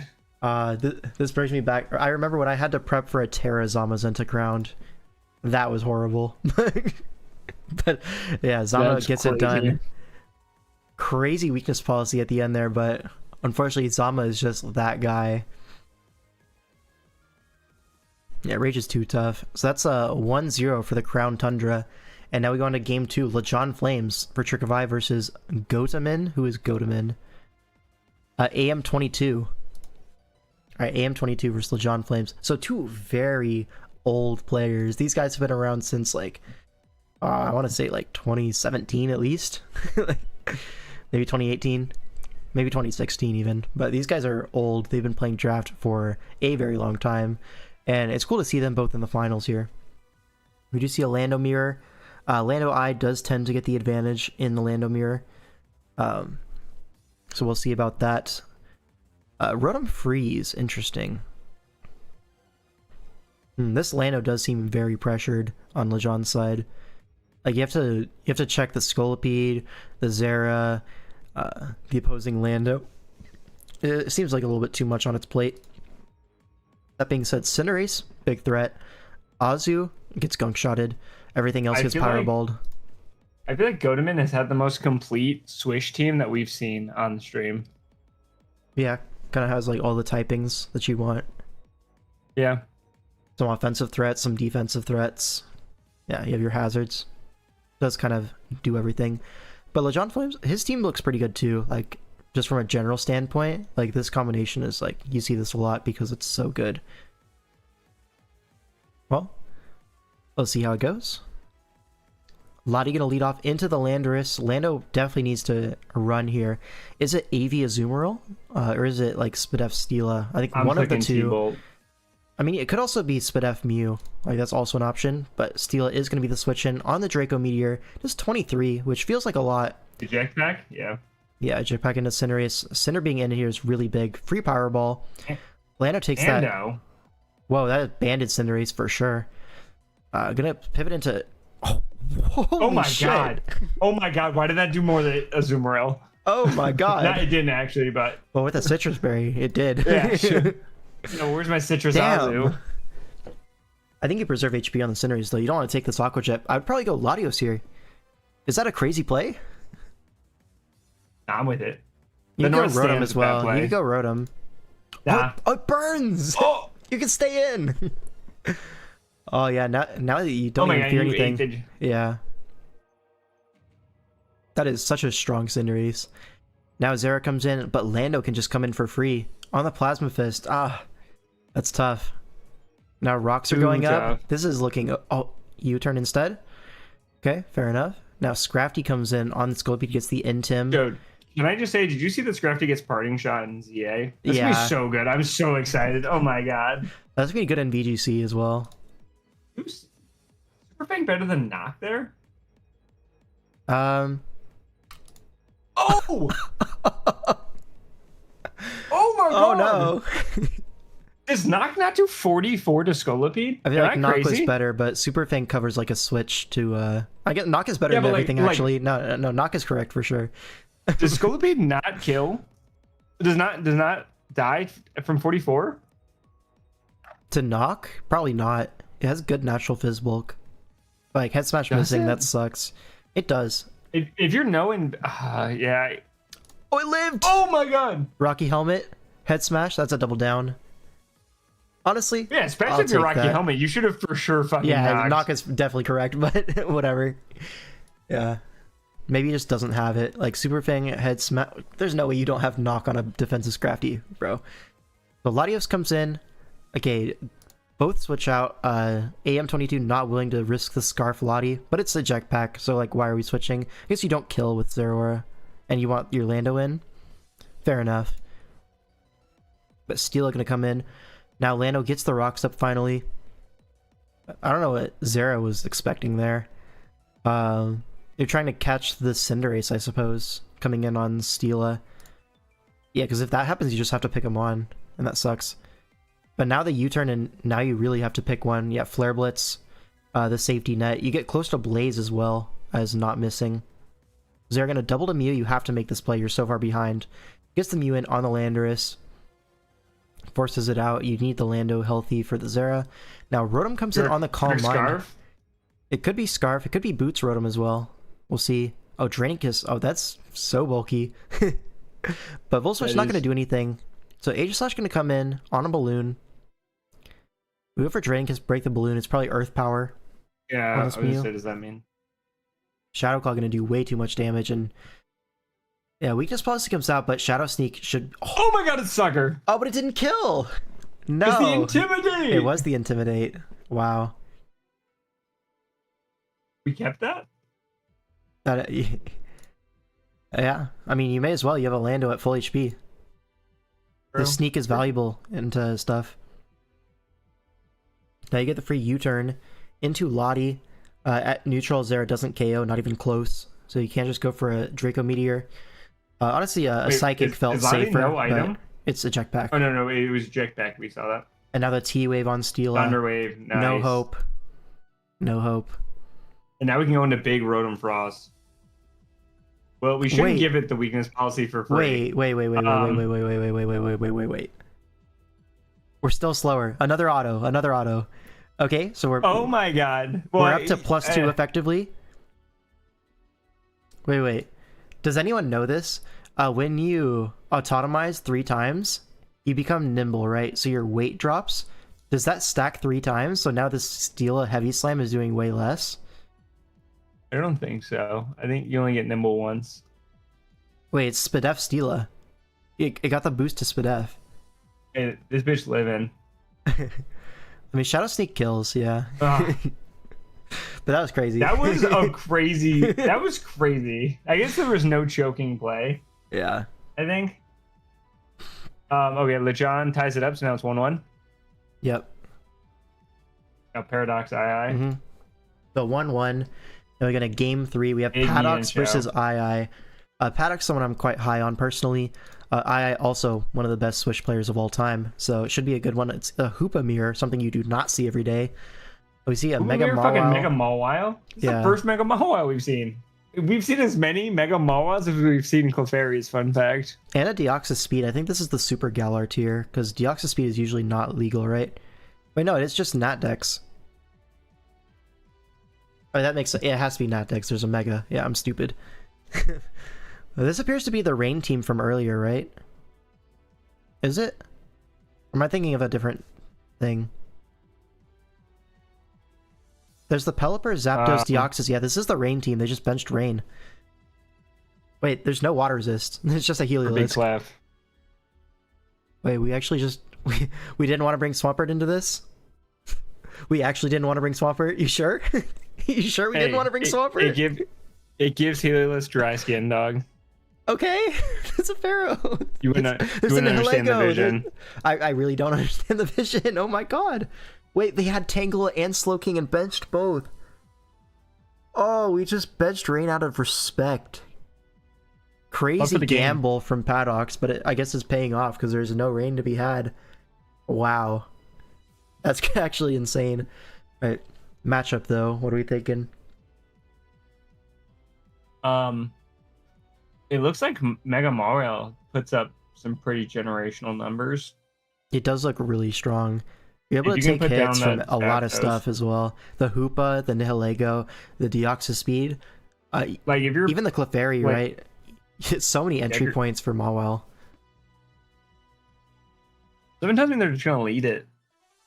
Yeah, I mean you gotta lead Mawile into this. I guess from II's perspective, you can't lead bad into Mawile, so it has to be Zapdos lead. And if you don't lead Zapdos, you're trolling. So maybe you could just lead Nidoking, which is a fine lead in its own right. Maybe that would be the plan. Maybe you lead Hoopa as Paddocks, try to soften the team a little bit. But then you just get U-turned by Zapdos. It's like not good. I don't know. Probably just because you Mawile lead, to be honest. And there is the Zapdos lead and the Hoopa lead. So hey, called it kinda. But no U-turn. And we're just gonna... Oh my god, that does so much damage to Zapdos. And it's eject pack. That's not even banded. Why is everything eject pack? It's the flavor of the month, I suppose. Like, every few years, I swear, Team Tours just go through, like, a flavor of the month phase where everything is eject pack, everything is eject button, and then it goes away for, like, a year, and then it comes back for a month, and then it goes away for a year. So it might just be that time of the month, you know? I get it. Yeah, but Helios comes in. There's no ground type, so you can't just Volt Switch. Instead, we're going to go for a Thunder Life Orb into Ferrothorn and allow hazards up. Yeah, Focus Blast going to land to the right. It's probably Choppel anyways, to be honest. And Rocks go up. Doubles to Nihilego. Covers both the Focus Blast and also this switch to Torn, which I don't think I was expecting, but it works out. Now, Torn's going to have to switch fearing Scarf, I think. Yeah, and a really nice double. It reveals no Scarf there, because it switched second. Oh, wait, no, it did switch first. No, my bad. Switch first, so it is Scarf Nihilego. Doubles into Dio, catching the Nidoking. Really high level play there. And now Deoxys in. The Hoopa's chipped. Psycho Boost is really free here. Torn in. Oh, but Knockoff gets rid of the Utility Umbrella. And yeah, it should just be a Psycho Boost. Knock this out. Thunderbolt doesn't take the drop and also covers the Hoopa mid-ground. And now we're just sacking health on everything. Signal Beam. Okay. That worked out. I guess Paddocks gets away with murder there. Not sacking him on in that position. Really nice dancing around there with resists. Like you said, that's your GOAT. He's good, man. He's good. That's what I'm saying. Gets in. Threatening the Sucker Punch, but I think Ferrothorn is going to be switching in here. Maybe the Zapdos fish for a static. Oh, the Rain team stays in. No Sucker in here. Oh, the Swords Dance very greedy from Paddocks. Now you're basically forced to Sucker. Oh, Brick Break's on the Switch. He's too Forced nice to with what? it. Forced to nothing. Some people might be forced to sucker him, though. Yeah. Whole different story. Now Deoxys comes back in. Are we about to see E-Speed? Wait, this is no Psycho Boost. This is Are we about ridiculous. to see E-Speed? We are. Hey, oh my god! It doesn't have Psycho Boost, which is crazy. Because that move is broken, but whatever. Addy said that the opponent had Tangle and Slowking, but benched both. Yeah, I saw that. Wait. This Mienshao walls Deoxys. That is crazy. Oh my god. That is so funny. But it's staticked, so GG. Well, now back that in. thing's in hell. No Ferrothorn anymore, so Nidalego forced to take the Thunder. Never mind. We're Thunder bringing Ballsy? Thunder. Oh, it's... Wait. The Nidalego's faster than the Torn, but slower than the Heliodisc. So this is super bulky Torn. And it's not Scarf Nidalego. It's just Black Sludge. Wow. Okay, so Nidoking comes in here. Wait. This Deoxys is also walled by Nidoking. That was a crazy bluff earlier. Yo, that's so funny. That is crazy. Wait, who greenlit this Dio set? Wait. Also, wait. Stop the stream for 1 second. Hold on. Let me refresh Alright, real quick. we're pausing. How the fuck are there 20 people watching right now, but there's 5 likes? Ooh, we're doing math. Something smells like shit is all I'm saying. No, don't be smelly. If you're in here, you better like this goddamn stream. All right, keep it going. Do it for Jason. You gotta do it for me. He'll be sad if you I don't. get paid based off likes. Yeah, it's a percent thing. It's a percent bonus. Alright, but Nihilego here. Nidoking gonna force it out, but also, like, who are you switching to? Hoopa? You're just gonna get Mega Horn next turn. So it's Nidoking, very big threat with Earth Power. Zapdos comes in before Rocks, I guess, but okay, we're just gonna switch to Heliolisk. Doesn't want to take chip on Nidoking. Fair enough, it's your, like, main Nihilego check at this point. Oh! Scarf Zap? Oh, that's so bad. That's so bad. So this is just the slowest Torn of all time? Is that it? Oh my god. Actual Trick Room Tornadus, I feel. And then Hex into full para. This is unfortunate. That's hell. You needed to kill this Nihilego. But I think, honestly, game was done. Clefairy sweeps, funny enough. So now that gives the 2-1 to what's their face? Trickify, yeah. Alright, now we have Kyle for Trickify versus Iron Boulders, which is going to be Toxic, if you know him under that name. One of the strongest Switch players currently right now. But Kyle, obviously no slouch. He kind of plays SV a lot, but also definitely can play Swish. And let's see. So this is like the Swampert Steel Azera kind of thing. We've seen this kind of team before. Like the Hydreigon as well. Very classic build. Basically, you flip turn into your threats a lot with Swampert. It's like a really good utility bond. The offense synergizes well. Good stuff. On the other side, though, we see the Silvally. And Silvally is one of the highest skill cap bonds, I think, in the gen. Like, I always see good players popping off with Silvally. Like, it's basically a Terramon in Switch, if you think about it. And when you think about it like that, it's just broken, right? I see so many, like, epic sweeps from Silvally. Like, it's just the unexpected typing. So, in the hands of Toxic, I feel like it can definitely do pretty good work. What type do you think you are right now? Steel? I don't think you can be Steel because of the Swampert. Yeah. Grass seems interesting. I kind of like Grass, as long as you're able to, like, chip the Steela down. Yeah. But well, because you could just parting shot on Steela. Maybe, yeah. Do you go, like, Sword Stance? You could be just Sword Stance normal, to be honest. Versus Zeraora. Versus Zeraora, you could be Chople, Flame Charge, and it can't Plasma Fist to absorb your normal move because you Flame Charge on it, and then the following turn you're faster, right? So yeah, I do kind of like that set, and that also, like, you get the option of, like, Explosion to like really blow something up if you want. Who's Yeah. winning right now? Seb. Trick of Eye, 2-1. Yeah, it's 2-1. On the other side, we see a Lopunny. This is national deck, so we see Mega DNC, Mega Lopunny. This is going to be interesting. We see Lopunny plus Spikes here with the Klefki, which does look pretty strong, right? I would assume like Magic Guard Reuniclus with Rocky Helmet as the first Lop check. Just able to recover all that off. Kind of keep it at bay. Avoid the spikes. But yeah, this is going to be interesting.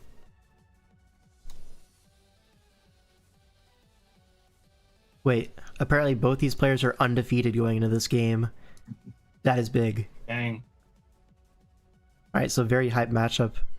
Hydreigon leads off into the Thundurus. This can go either way, depending on if the Thundurus has like Focus Blast or like Life Orb Superpower, stuff like that.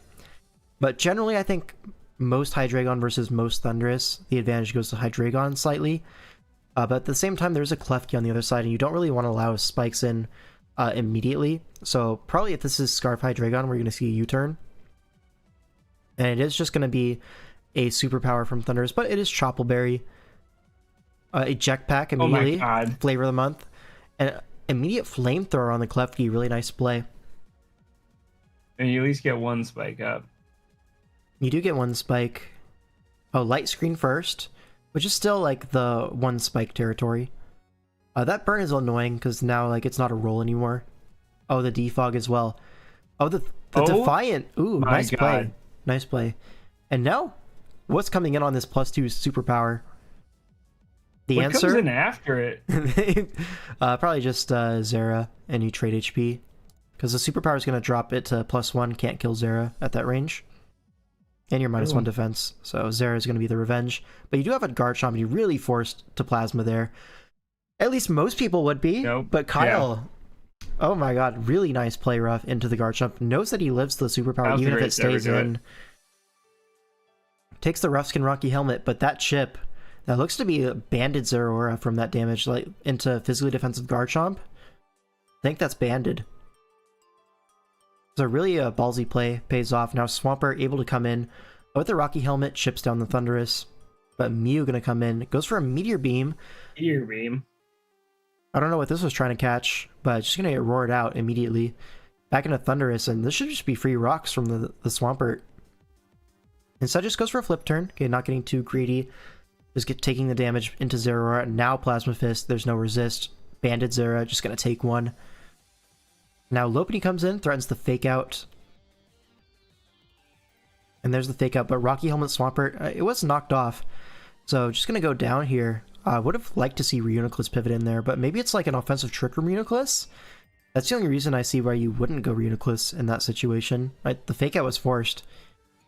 So, interesting Swampert sack, though. We're about to see Iron Tail Lopunny. I think we are. Like, what else are you running here? U-turn? Draft League players. Cowards. Alright. Stays regular on DNC to take the hit better, but now gonna Mega. If we just Mega, that was a 2-hit KO on Mew is crazy. But it doesn't make a whole lot of difference. Mew not able to do too much damage after the Moonblast drop. Now Lope comes in. Now finally we go to Reuniclus, which we should have done last time, to be honest. Is it double helmet? Double, Wait. I think. Yeah, double. Oh, sorry, double. Chomp was helmet on the other side. Yeah, so why didn't we go to this earlier? We could have had a Swampert for free. Yeah, now you just recover. All's well. Yeah, now Klefki comes in. I think you just go Deancey here, to be honest.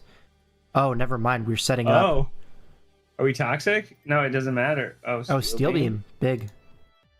Oh, Calm Mind. Uh-oh. Oh, Silvally Ghost. Ghost. Wait. Is he an SD? Remember what I said about the unexpected Silvally set? Yeah. It's here. Yep. Oh my god. I think you Swords Dance here, right? You have to SD. Yeah, there's the SD. Recover. It is stored power, but the light screen's up. Do you have Flame Charge? Please go for Flame Charge. Yes, yes, there it is. Oh my god, that's game. +1 on the DNC. Multi-attack knocks it out. How are we stopping the Silvally? Steel has to take this hit and KO back, but how do you do that? Crit. Multi-attack. Takes the hit. Heavy Slam. 53. And it just goes down. Does multi-attack make contact? I don't think so. I have no idea. Oh, it does. I lied. It does. Now Zera in, but this is just cooked, yeah. And like I was saying about Dude, Savali in the hands Oh. of good players, it just looks so good. And this game, So that- no different. That ties at 2-2? That's going to be 2-2. Series tied up going into game 5. This is a best of 6, folks.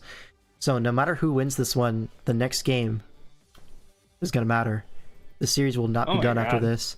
Tied 2-2, we have Guts versus the damn goat, who is Guts. That's Fagos. Wait, is that what TGG stands for? Yeah. Alright. My bad. Such a tough endgame choke from Kyle because that was Encore DNC. Oh, it was Encore DNC? Oh, no, you gotta go to it. Wait, yeah, why didn't you go hard? Yeah, that seems... Man. That is tough, yeah. I kind of get it, though. Like, your Reuniclus is, like, +4 already. Yeah, Like, it was only +2, +2. +1. Yeah. But behind a light screen? Yeah, maybe wishful thinking from Kyle. Maybe he's like, I Yeah. need to crit this. But if you have the Encore, you should have just gone for that. Still, though, I don't think the game was over then. Because you Encore...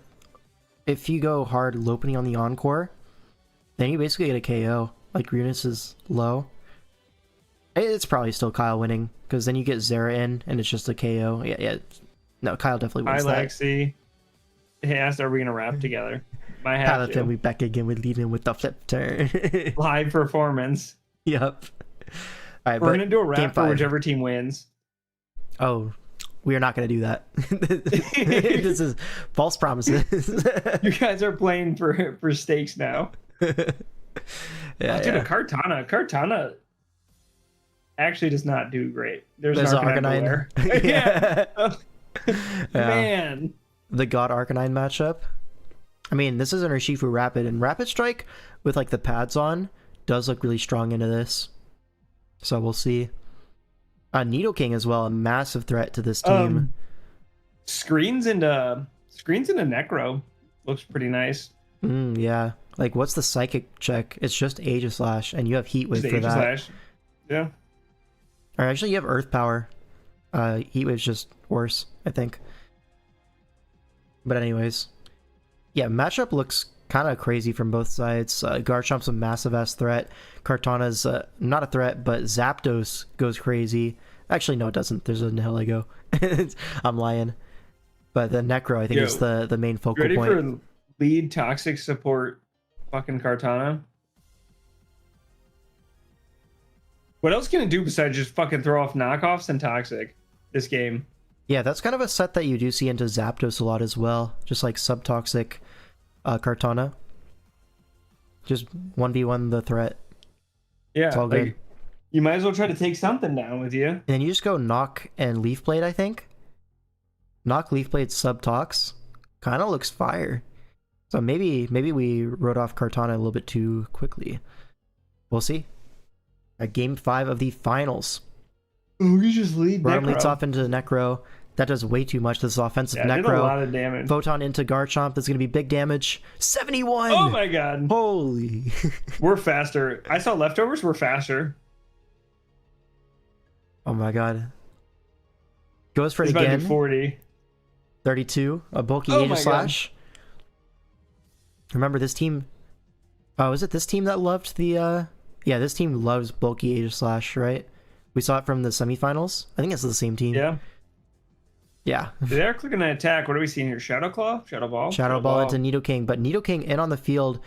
Rotom idiot. has to come in. You can go for Not a easy. prediction. Yeah, get the rocks up for free. Now, is this defog Rotom? It should be into screens, right? Yeah. But yeah, makes the aggressive stay in. Gets the Sludge Wave chip, but that doesn't seem to be Life Orb damage. It's Pasho. Yeah, that makes sense. Rocks up. Rocks back up, but just gonna defog again, right? Yeah, there's the defog. Kartana Hey, in now we though. get our sub. Yeah. Trying to knock off first. Fair enough. And it's no leftovers on Kartana, so that makes me feel like it's not the subset. But double edge into Necro, and I think Necro's gonna take a KO here. It looks like. Actually, Aegislash probably. I'm going hard Rotom on the Earth Power. Arcanine?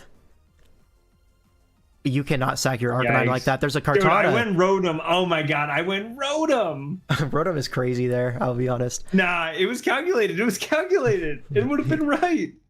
Hey, leftovers Arcanine, no boots. You're just confident in the defog ability of Rotom, I guess, which appears to be well-founded.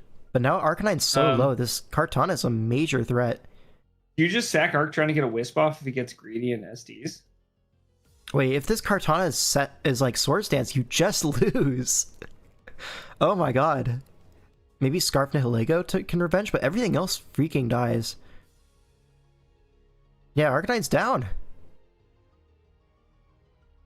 It's 5-5, but I really feel like the advantage is in TDG's hands. Wait, going hard Beware, don't you just take that damage? Don't you just, unless you're choice, but don't you just fucking CC into it? Because that is literally the only thing stopping Kartana. Well, this doesn't stop Kartana either way because Sacred Sword exists. Right? If it's Swords Dance, it'll be Sacred last. Oh, true. And I guess Sacred is putting it on its ass. Yeah. And you have a Zapdos to switch in. So, like... Oh, we take Chip on Nihilego as well. Kartana in. Oh, this Kartana is gonna... Yeah, that Chip. Very good. Now Zap in again on Drain Punch. Catches that. Static Fish. Does not get it. Now Nihilego in on another Volt Switch. You can't really stay in and take that on Beware. You really need the HP on it. But this Volt into Kartana... Oh, into Urshifu instead. That's also fair enough. Both really good at taking KOs in this position. Aqua Jet. It is pads. Okay, it is pads. And it is faster than Chomp. Yeah, that's a very bulky Chomp. Yeah, that's going to go down to Urshifu. TDG's positioning is really powerful here. Protect to bait out the stance change. Wait, that's actually super smart. Because now you can't even King Shield because it goes through that. Protect Urshifu. That's really smart. I like that. And now Rotom just has to get sacked. Surging Strikes into CC, there's no way it lives this. Oh, after the Citrus it might. So the J-Ricky Citrus might save the day. Looks like we're just going to close combat. But another Protect seems like really free. Goes for the Surging Strikes instead. On the Toxic. Okay, so it doesn't really matter. But now is Zapdos in on the attack. I don't like that. Yeah, just sacking Zapdos for fun. I feel like you could have just Surging Strike there. Get this thing low, and then you get your Moxie boost, your Beast boost, and you just win the game. No? Maybe it's Scarf Cart. We haven't revealed that yet, actually. Yeah, now Urshifu can just take a KO with Surging Strikes. AG has to come in. Yeah, you can sack Grimmsnarl. Nobody cares. Not even a sack. You get a screen out of it. Light Screen is going to go crazy here. Or just attack with it. That's fine too. Nidoking sack to the Beware. Another Double Edge. Some more recoil. But now Urshifu is back to claim, or Kartana's in to Psycho Cut. That's going to knock it out. Don't think the crit mattered. Now you get your Beast Boost. Aegislash in. Looks like it's Scarf Cart. Judging that you're switching there. Yeah, it's gotta be. Oh, Scarf Grimmsnarl. Oh. Scarf Grimmsnarl. You cannot make that up. Oh my god. And TDG's gonna take this one because Stomping Tantrum on King Shield. Now it's double damage, and you can't be healthy enough to take this plus a knockoff plus a Surging Strikes. It's just not possible. Okay, by saying big damage, I meant 20%. But we're just gonna sack Grim. All you need to do is stop this thing from like recovering too much leftovers. Yeah, and now Surging Strikes. You're just cooked. Really well played from TDG. Really cool sets as well. That Necrozma put in insane work. I think really major error sacking the Arcanine, but at the same time, this Urshifu is still gonna do what Urshifu does, no matter what. So tough looks, but TDG played that one well. And now it is 3-2 for the Crown Tundra. Triggervi need to win this one. They have Tidal to do it, but they have to play up against Hycrox. I believe this is Hycrox's alt. Yeah, Hycrox. Alright, guys, this is for most of the marbles, right? Wait. So if who wins, what happens? So if Tidal wins, they go to tiebreak. And if Hycrox wins, they win the tour. So big stakes here. And yeah. And in the highest of stakes, we bring in Umbreon. Hey, legend or awesome. right? Yep. Alright. You have any thoughts on the matchup? I mean, I do like Combine Raikou here. Mm-hmm. Besides that, we've got.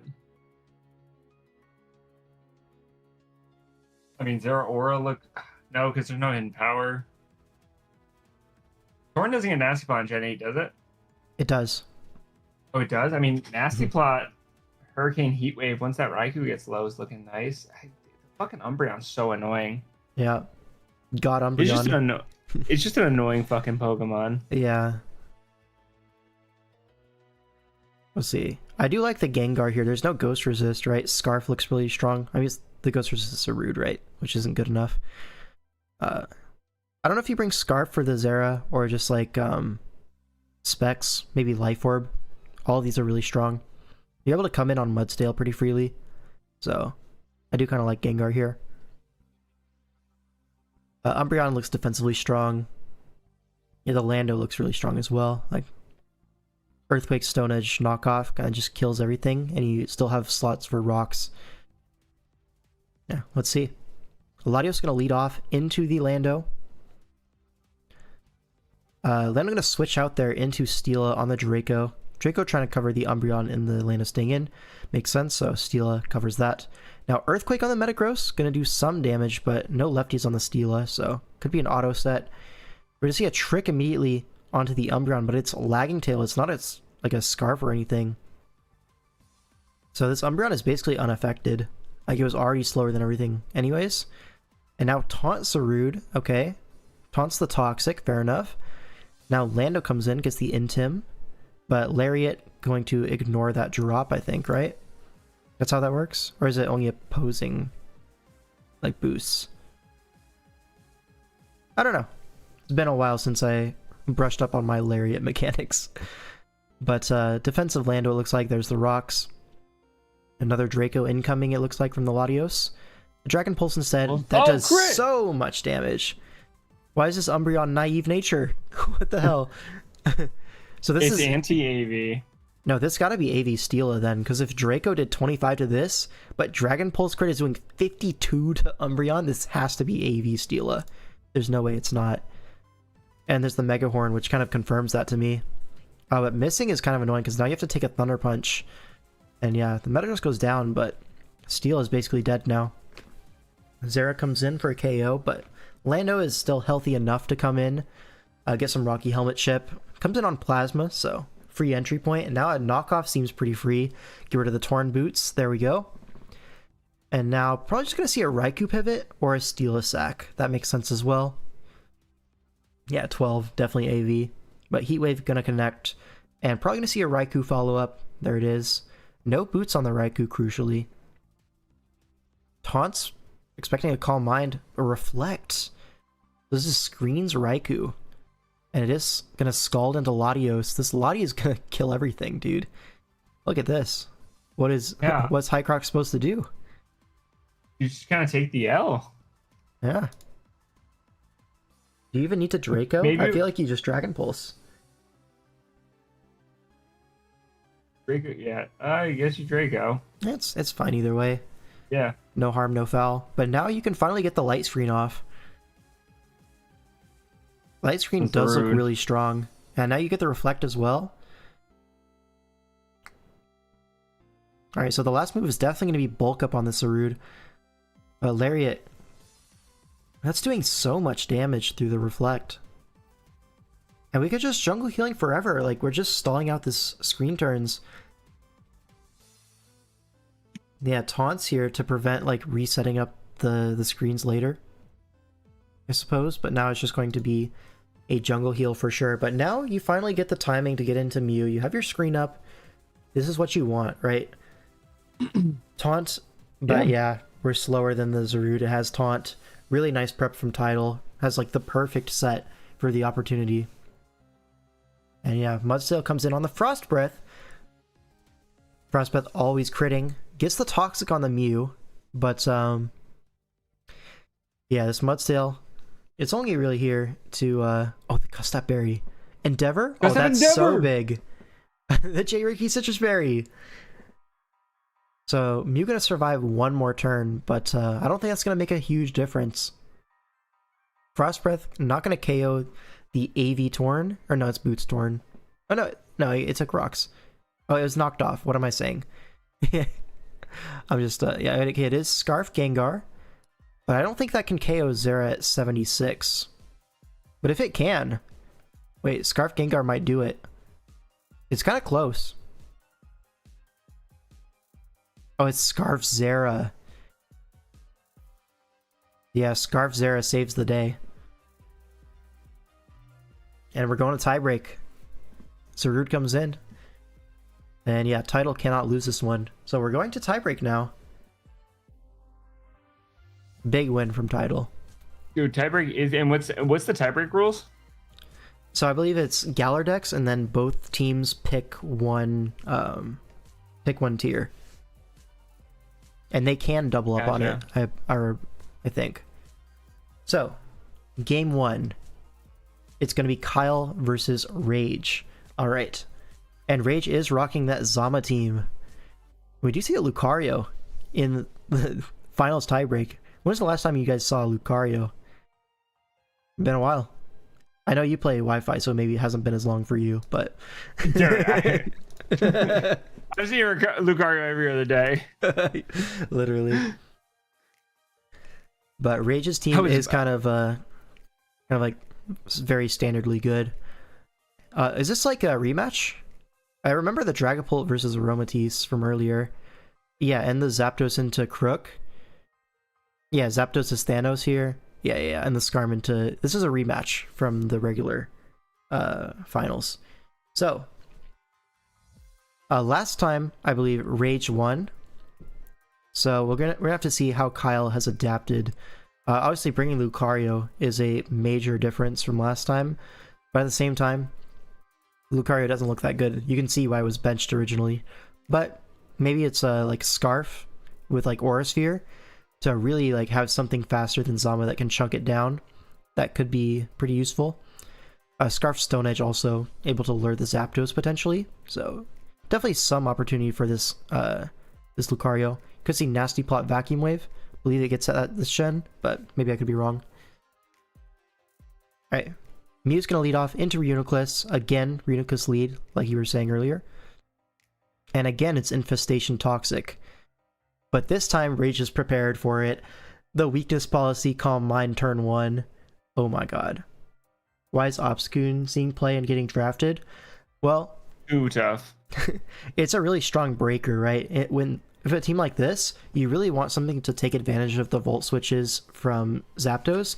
And Zama, well, it's like kind of strong. It can't like 1v1 entire teams like that. So you have Obscune to like soften teams up, knock off helmets. It does actually synergize quite well with Zama when you actually think about it. Just has that raw power as well as, you know, knocking off helmets. Really useful stuff. Like, for example, you knock off the Skarm's helmet, all of a sudden, Zama, it's no longer getting chipped. You can kind of see how it's a good combination. But this Mew, though, we're going to have to cross that bridge when we get there. But this Mew, we're crossing that bridge right now. How are we going to beat this Mew? Bug Buzz? That's a crit, didn't kill. Wait, crit plus 3 did not kill Reuniclus. That's AV out the ass. Shadow Ball. Yeah, and that damage going to be really impactful. Oh, the Draining Kiss. We're going to get it all back. Oh, no. Torn not out damaging that. Back to Reuniclus for another Draining Kiss. I mean, that did 15. Back to Torn. Yeah, Bug Buzz again. And that's just another Draining Kiss. We taunt. So I don't think Rage was doing anything besides attacking there. Maybe Toxic here? I mean, now you're just Bug Buzzing. Oh, the Thunderbolt. Oh. Dude, cuss that. Yeah. No. So again, this Skarm is sacked to a Thunderbolt. This time, not from the Lottie, but from the Mew. And now this Zama is really freed up. This Reuniclus is low. We know it's AV, so it can't really take on Crunch Zama. What is our plan into Zamazenta? Maybe Specs Dragapult? Like, it doesn't feel very reliable. Now Lucario's coming in here. This is just going to get Draining Kiss, right? Yeah. Mew's very healthy. Gets Meteor Mash that does basically nothing, even though it's Life Orb. Now E-Speed. Do we hit the Draining Kiss here? Oh, we don't. So Mew gonna get revenged here, but it well and truly has done the damage. Pult reveals U-turn, knocks that out, but wow, what a great lead from Rage. Now Zapdos gets a free entry point. Immediate static. There's no way that was worth going for the U-turn, dude. That was the U-turn heard around the world. My favorite is when people click U-turn and get like and just lose so much, or like someone takes like a huge hit. Yeah. They click the U-turn. It's Lum. No harm, no foul, I guess. Whatever, dude. Okay, this Crook is no longer AV from before. Yeah, there's the rocks. Reflect Zapdos, though. This is going to 6-0, I think. Look at this.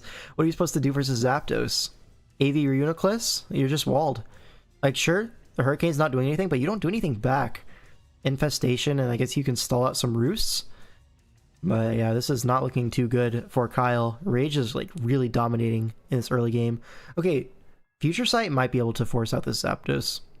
And there's the Volt Switch, doesn't want to stay in. But now Obscune gets the opportunity to come in, tank that Future Sight. Yeah, really well played from Rage. He's doing really well. Rage is smoking. Then calls the U-turn. No Hurricane or anything there. Trying to predict the Zapdos. Stays in immediately, gets rewarded with some chip. Now the Zapdos comes in. But yeah, just gonna see U-turn again. Another static? Nope. Yeah, that would have been. Okay, now Zapdos is low, but Aromatisse is full HP. Dragapult in is gonna set the light screen. Light screen for what though? Okay, light screen AV Reuniclus. Awesome. Love that. Are we gonna see a nasty plot again? The last game is very soon, yes. We're trying to get there to catch it live. Oh, in 10 minutes? Yeah. Oh, shit.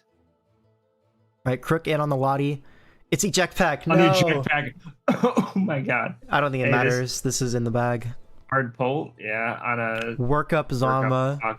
Yeah, we need to be fast wisp here. It is fast wisp. Nice. Still, though, how are you beating this? Yeah. I guess burn, but it's still +1. Torn?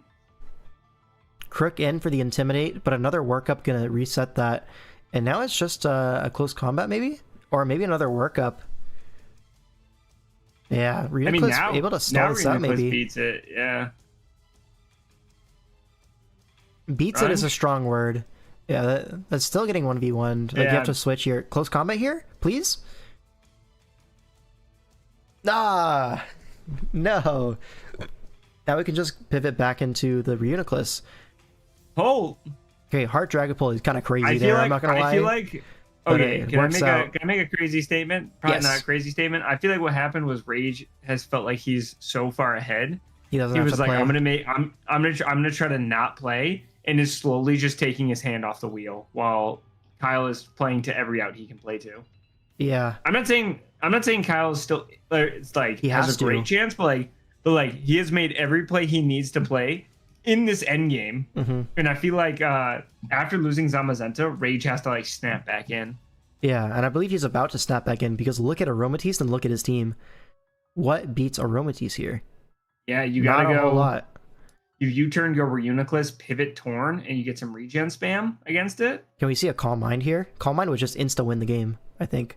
And that Moonblast is already doing so much. Wait, this is AV Reuniclus. Future? Torn? This is like offensive Aromatisse. Yeah, 63. Oh my God damn. Something is dying to this Aromatisse now. I guess regen is just a broken ability because, the drop is actually huge. Here? No, that drop lets you live the Future Sight because it takes the special attack of it at the time that it hits. You're -1, the Future Sight is doing less damage, and now Aromatisse is going to take a KO because of that. Wow. So Crook has to go down. And we're running out of things to deal with Lottie, I think. Oh. Because Hex is not able to do it. And it is Scarf Obstagoon. Wait, Knockoff is taking a KO. Rage is still in the driver's seat. Still has the tools to win. Torn's going to come in. You still have a Zapdos, but Lottie's going to come in. Lottie's. Fair enough, you don't want to take rocks on Zapdos, but yeah, Zapdos wins when it gets on the field. He wants to play as safe as he can. Now you can just go Obstagoon, spam knockoff. Oh, I don't like that parting shot at all. Oh no, I really don't like that parting shot.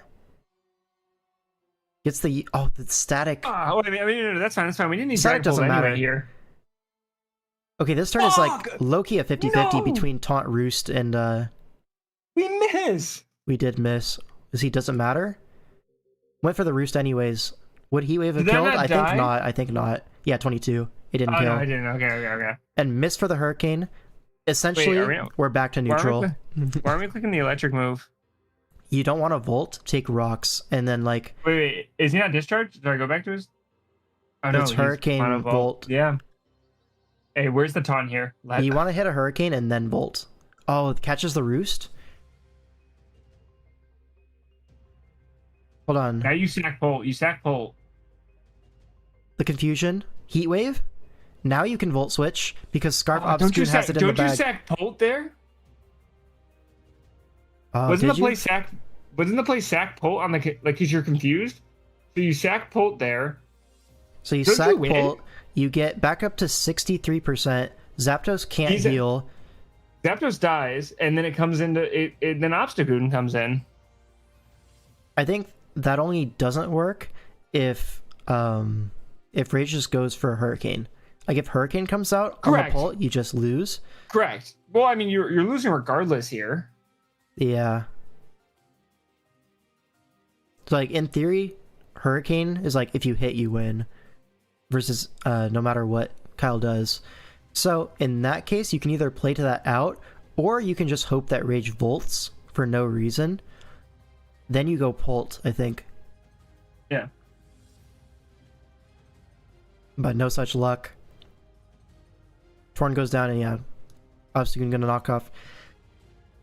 Kind of a crazy endgame there, I'm not gonna lie, but Rage, he was ahead at the beginning, and he's managed to stay ahead just barely into the end.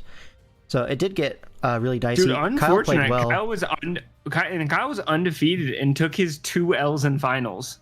That's tough. Yeah. That is tough. All right, we got one more game to go. Oh, dude, we gotta hyper speed it. Yeah. So yeah, II versus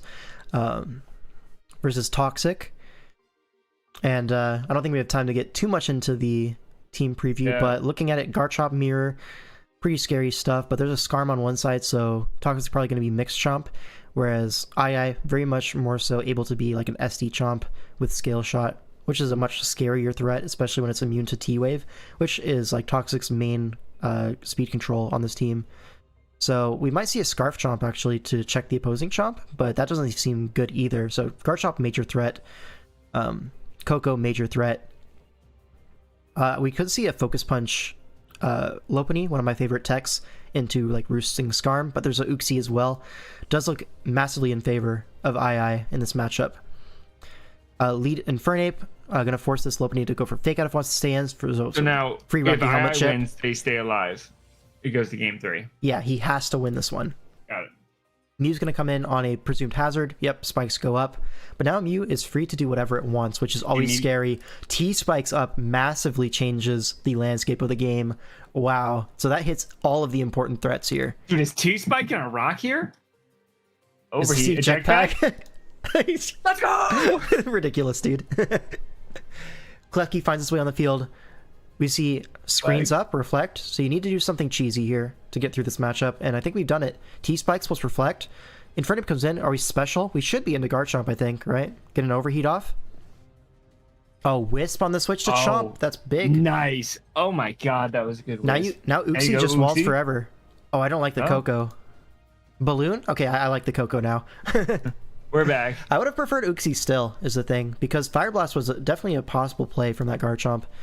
But, okay, it works out. Dazzling Gleam going to hit the Klefki pretty hard. Probably just see a Volt switch out. Yep, there we go. So Klefki very low. Almost dead to hazards, but Garchomp hits the field. And right as Reflect goes down, so probably just going to see a Reflect. Oh, Defog. Really big, because the T-Spike has done its job, right? We've poisoned Garchomp, we've poisoned Infernape. That's kind of all you really wanted to. The Coco's Balloon, the Weavile's probably Boots. Really powerful defog there. And even like gets the Rocky Helmet on Brick Break. So yeah, now you get your rocks up with your Garchomp that was basically useless, right? It's burned. So I don't know, it costs you 2 Pokemon, but it feels kind of worth it. I don't know. We'll have to see if it pays off. Again, still, it's really favored for II, but great plays from Toxic trying to like even it out. Now Lopunny comes in, you have to go for the... because you have to catch the Skarm on the switch there. But Fake Out, a very low aura play, I'm not going to lie. Now you get the weak armor, you're able to sub the Spike again. Yeah. Now the J-Ricky Citrus Berry, going to keep this Uxie healthy, and rocks are going right back up unless this is Taunt Mew, which I don't think it is because it would have gone for it turn 1. And there's the rocks. Silvally Ghost again. Now Foul Play is going to do so much damage, but Multi-Attack is going to take out the Uxie. Really bad trade from Toxic, I'm not going to lie. Now this Weavile is coming in. Massive threat. Knockoff just going to knock this out. And what do you even do versus Weavile? Goes Mew for like a Vacuum Wave? No, it just lives the knock because it's no item. Overheat misses, but I don't think this is going to end up mattering. Okay, say Weavile's dead. I mean, Coco's coming in immediately and claiming, and it just looked completely in II's favor. So, yeah, I had the matchup and played it to perfection. Like, really nothing that Toxic could do. I feel like Toxic played this reasonably well is the thing. But the matchup, and I was also playing well, so... when both sides are playing well, it does often default to the matchup. Not much you can do. Yeah. U-turns on the Skarm, takes Helmet. Thunderous in. Thunderous is the last attempt to try to get a nasty plot, maybe double dance sweep going, but switches to Garchomp. Looks to be Spit F Garchomp, so even if you went for like a nasty plot... it looks like it's Scarf Thunderous actually.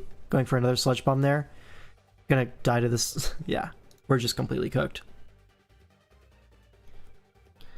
GG, and we should be having the finals live any minute now. In a minute. And so who is it? Titled versus the dang goat? This is Title versus, yeah, TDG. Alright. Live battles? Anyone here? No, they're not started yet. So, are they watching the stream? Snack. We might have time. Oh, dude, I'm gonna run. Hold up. Go ahead, go ahead. Let me pull up the doc real quick so we can take a look at the matchup before they start. Oh, that's not the right one. At title at TDG. We ready whenever on stream. Alright, let's take a look at this matchup here. Let me make sure the dimensions show it. Just in time for the live match. Yep, we planned it out. Alright, Title versus TDG. Let's take a look at this. So, it's going to be a Lando Mirror. But this is a rematch from earlier. Isn't this the same one? Alright, Latios smoked this team, I remember, because there's an Umbreon and the Steela. Unless they have multiple Lati. They're going to start any second. You see the War Room. Make sure they link in live battles. That's what I'm watching. But yeah, this is a rematch. A Lando Mirror. Last time we did see Adrenaline Orb SD. Or no, that was a different Lando Mirror. Hold on, I might be getting this mixed up. Hold up. Are there just multiple similar teams, right? Did we see this already? Where was it? Okay, this is like Azu, Scolipede. So we have the Lati versus the Steela, but no Umbreon. Am I thinking of the previous series? Where am I thinking of this? Where's the Umbreon? I swear we saw it, like, just recently. Okay, here it is. Yeah, it was a different Latios team. Different Latios team. Anyways, the game is live. We're so back. Alright, let me adjust these dimensions. Get this all nice and groovy. Okay, here's the game. We could do this. There we go. Alright, this is to decide the entire tournament. Let's get it. TDG versus Tidal. Let's flip the sides for continuity. And again, with all to play for, the Umbreon has made an appearance. So they really do believe in this Umbreon as a defensive piece into Landorus. Or not into Landorus, into Latios. Frost Rotom is in. Yep. And we see the lead. Raikou versus Latios. Really great lead for Tidal, as it just counters this Raikou. Able to get off a free Draco Meteor. There's no Fairy type. We're probably going to see a light screen if the Raikou stays in. Otherwise, it's just going to be a Volt into Umbreon or Steela. Last time into the Lottie, they did have AV Steela. In this game in particular, I don't think AV Steela is very good. Oh man, because, are we moving? Yeah, we're live. We're live. Ah! Last time in the Lotties, they brought AV Steela. I don't think that's the play here because of the Cinderace punish. It does feel very tough to bring that, especially when like the Cinderace switching, not super great. So yeah, Umbreon is going to come in on the Specs Draco. No, yeah. That is Specs. That did 59. But Umbreon should be able to heal this off with a Moonlight. I don't think Wish Protect is really great here because it forces you to stay in the extra turn. If anything, I like to run Moonlight plus Wish. So you have the option of 1 turn heal, or you can set up a Wish to pass into your Steela, pass into your Lando, pass into your Blastoise. Cinderace, please be Life Orb Electro Ball. I promise you it does not do a lot into Blastoise. I promise it does way less than you think it does.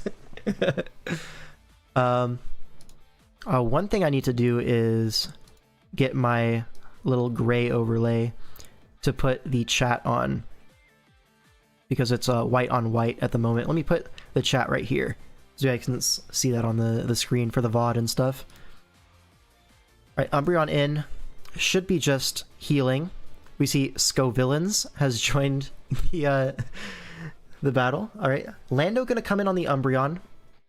Oh, on a Yawn. Yawn. Really interesting Yawn. So now Lando... You're gonna see a Protect here?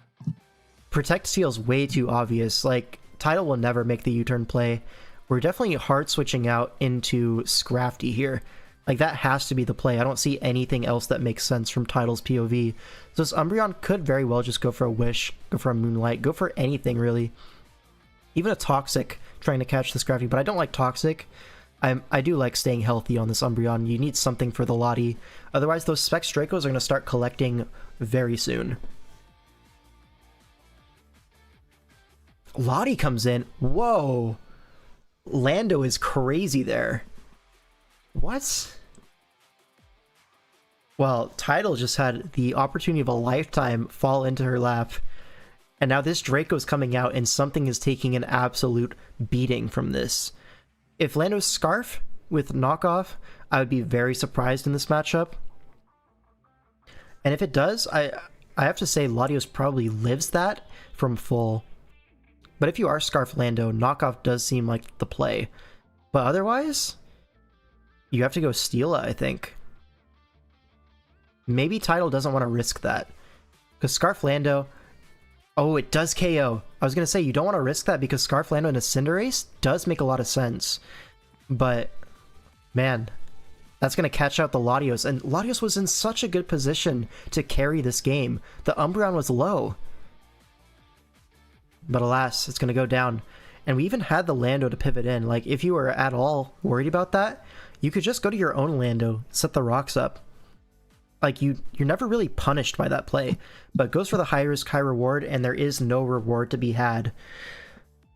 Knockoff into the Raikou, gets rid of the Shuka Berry. Like, I was definitely expecting rocks that turn, trying to get it in with Shuka intact for the Scald, but no such luck.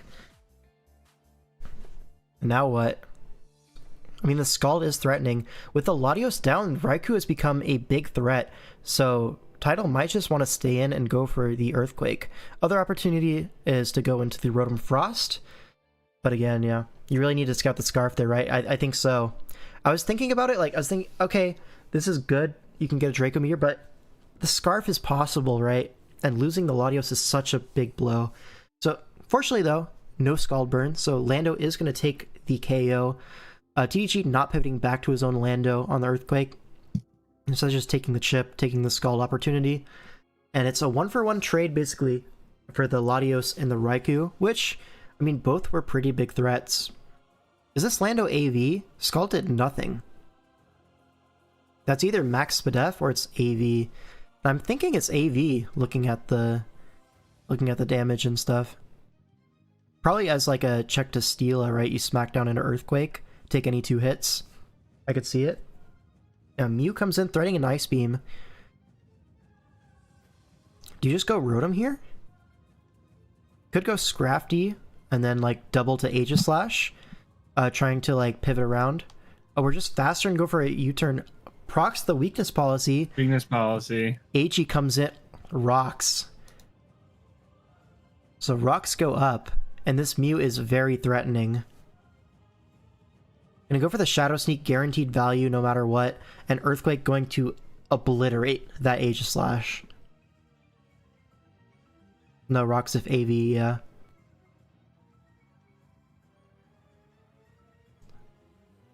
So Mew actually gets the rocks and a KO. Probably more than you were hoping for. But now the Cinderace comes in, reveals Boots, gets that U-turn KO. We are trading KOs left and right here. The way the Blastoise did not come in there has me thinking this is probably Shell Smash. And I'm looking at it, Shell Smash Blastoise is about 5 seconds away from winning this game. Looks like TDG might have been able to maneuver himself into a winning position here. That's the goat. Alright, Rotom reveals Boots. Umbreon in takes it as a healing opportunity versus the Rotom. Do we see a Nasty Plot trying to punish that? I mean, a Yawn would be really devastating for that, but at the same time, you have to make some kind of play here. Very much in the behind TDG in the driver's seat. We'll see.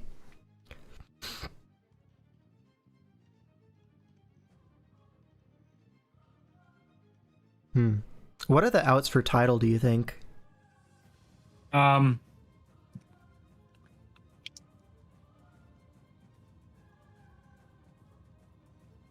Do you think maybe like a DD Scrafty could do something? It does look very strong into what I was going to TDG say that has at the remaining. beginning. Yeah. DD Scrafty, take a hit from Steela. Could even be weakness policy, honestly. It doesn't even come close to KOing you, and there is the Yawn. So maybe, honestly, you might just take a Sleep Fodder and then go Scrafty and start DDing on this Umbreon. That might be your out, right? But surely TDG doesn't just sit there and let that happen, right? He'll play around that. But still, this Umbreon has not healed. It's very low. And Yawn with Rocks up, one of the most annoying things to face. But Tidal does have two Rocks Immunes Mons. And there is the Scrafty into the Lando, so the Intimidate goes off. But the Scrafty, if you notice, is not Intimidate. So it could be Moxie. Yeah. Could be Shed Skin. Yeah. Wait, it's Helmet. So this is just Max SPDEF Helmet Landorus. The last is most certainly Rocks. But if I'm TDG, I'm looking at this. This is my opportunity to set up my Blastoise, right? This is it? Or would you rather, like, keep trying to fish for a setup opportunity into Cinderace? Because that might be better. Helm, best item ever? I've been saying, Helmet is so broken. Really interested to see what TDG decides to do. You could go Steela, trying to trade, but that allows Rocks up. Or you could go Blastoise and try to smash. There's the Blastoise. Is TDG about to win the tiebreaks with his signature Blastoise? Are we about to see a Mirror? Have we seen an item on... There's no Mirror. It's Gen 8. Oh my god, there's no... That's why Blastoise is so strong. So, guys, if you don't know, quick history lesson. TDG invented Blastoise. So back in the day, Blastoise was like not seen as a super big meta relevant threat, but TDG, he kept drafting it and he kept taking names with it, eventually making it one of the most overperforming mons in SV, or not SV, in Swish. And so since the price has been hiked up, but Blastoise does not take the opportunity to smash. Instead going to take an Earthquake and Liquidation on Helmet. Maybe the GOAT has lost his touch with Blastoise. Because that looked like the win path, right? You shell smash with Blastoise, you kill the entire lobby. But seems not to be the case.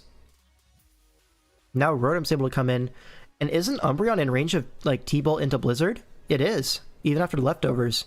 So this Rotom is all of a sudden threatening a sweep. Whoa. This Rotom's the GOAT. Rotom Frost needs a chip. Down goes the Blastoise. Surely Umbreon comes in, but at the same time, Rotom is not forced out until the Yawn comes out, and you have the Scrafty to punish. This is all of a sudden looking very favorable for Tidal, even losing that huge threat of Latios in the early game. She's managed to bring it back. My bet, there's no way that crit mattered. Shut up. This is down to the wire. So TG kind of fumbling his Blastoise, I feel like. Really should have got more value, I feel like. But this is the world we're in. You have to go Umbreon. There's literally no other play, right? Unless your Steela is literally weakness policy auto. But even then, surely this Rotom is packing Thunder Wave.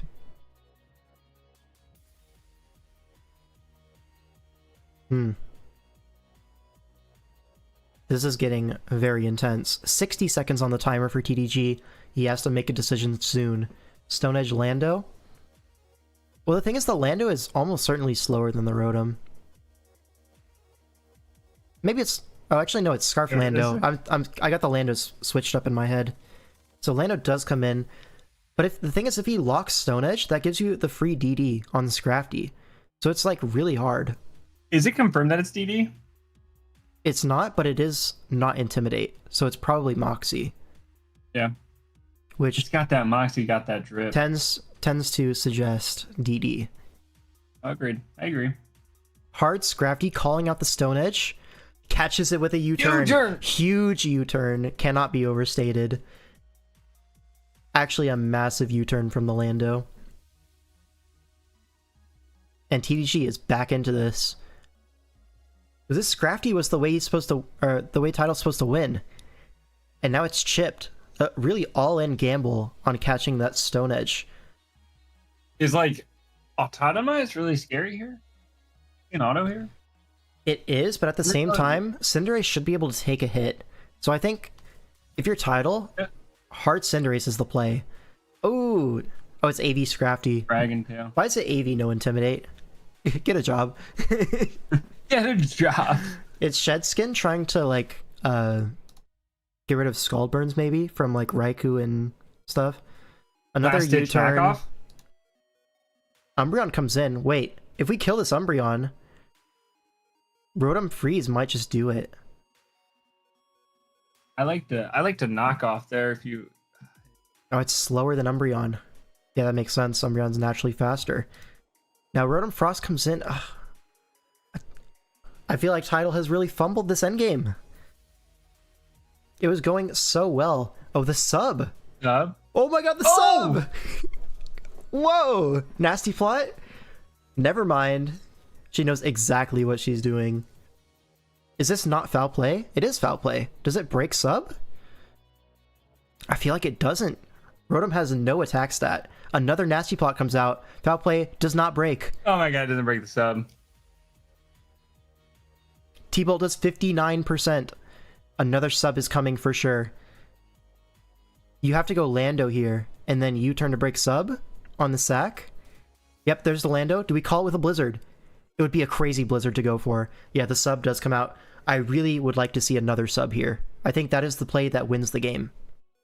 Does Tidal see it? Because this U-turn will break the sub. You have to sack something. It's probably going to be Umbreon.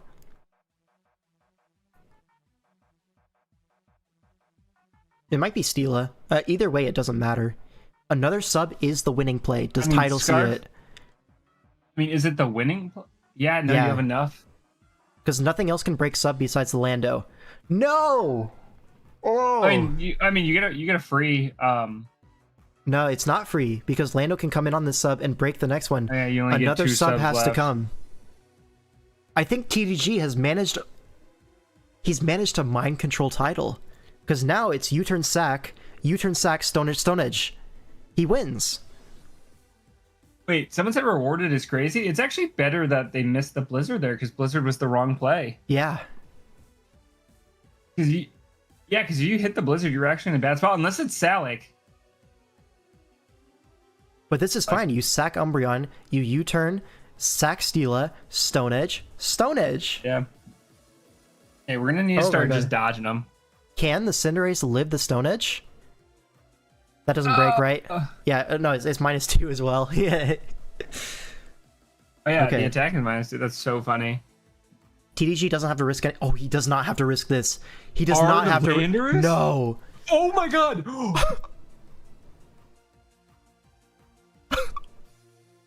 Oh my god! Why did he do that? Oh my god. He never needed to do that.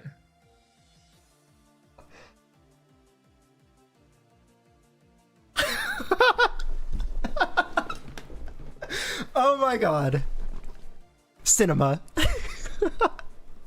I don't have words. You never needed to do that. You didn't. It was absolutely unnecessary. Completely ridiculous game. Title takes it, and Trick of Eye. They've won it. I doesn't have Stone Age then. Well, what are the moves do you have? You gotta have Stone Edge, right? You must have Stone Edge. Nah, this is not real. He thought that Play plus Blizzard hitting was less likely than 2 Stone Edge hitting, I guess. No. Because at that point, Tidal loses. She loses nothing by going for Blizzard. It's not a 50-50. You see? You have to Blizzard. It's the only out. The only out was TDG hard throwing the game on that specific turn. Either that or you're playing into Stone Edge misses, which is not in your favor at all. That truly unbelievable way to finish off this tournament. That's crazy. All right, get the rap ready.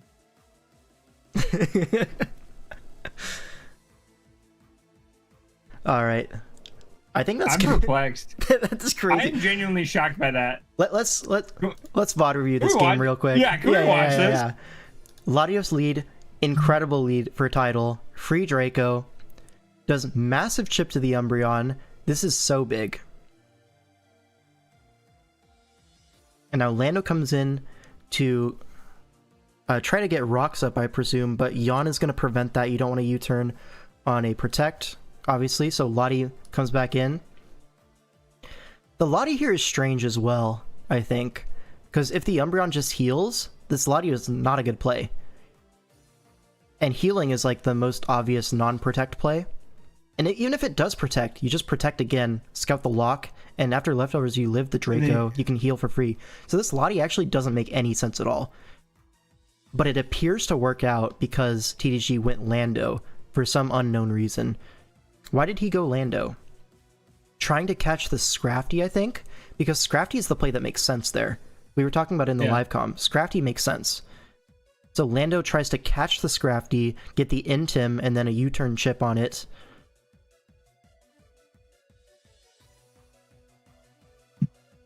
I don't know. I don't think this Lando made too much sense either. But this is the world we're living in. Now, Tidal thinks this Lando is definitely rocks, which is not a bad assumption to make, considering it's the only rocker, it's the only defensive piece that's able to really check the opposing Lando, as well as, you know, TDG is famous for Shell Smash Blastoise, so you need something for the Cinderace. But at the same time, that something for Cinderace is a bulky Scarf Lando. Yeah, that's like probably the best in slot, right? For Lando versus Cinderace, bulky Scarf. Maybe it's bulky Scarf rocks. EQ, knock, U-turn. That would explain the endgame a little bit more for why TDG made that play. Maybe this is Scarf rocks instead of Stone Edge. Is it rocks last? I'm looking at it now and like... No, it was rocks Mew. It was rocks Mew. We saw the Mew click rocks. Interesting. But either way, okay, this is the situation. You had Outrage. Buddy. Yeah, Oh. that's not going to kill, for sure. Okay, but we're looking back at this one. So Lottie versus Lando. You have to switch the Lottie here. This is your own Lando to get rocks, I think, very clearly. And if it U-turns, you get helmet chip. But instead, we sack the Latios. And again, not EVing for like a Scarf Lando hit is honestly a mistake. I feel like that's very EVable. But Tidal did not do that. Like, honestly, in this matchup, what is even forcing you to run Timid Latios? You could be modest with like hella bulk, I feel like, on specs. But either way, down it goes. Lando comes in. And here, this should be rocks, I think. But knockoff into Raikou ends up working out because you get rid of the Shukaberry, no burn.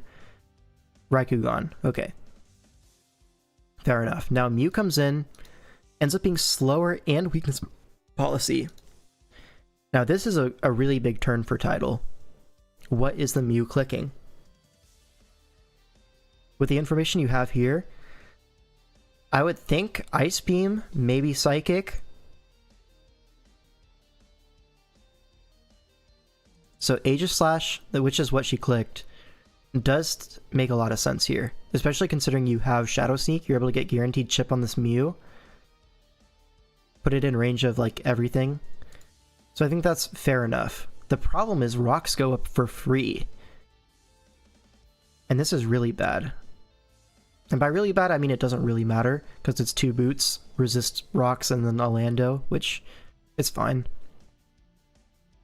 But now, like, Aegis Slash doesn't kill, denies to Earthquake. Really big early game from TDG, catching the Lottie and the Aegis Slash.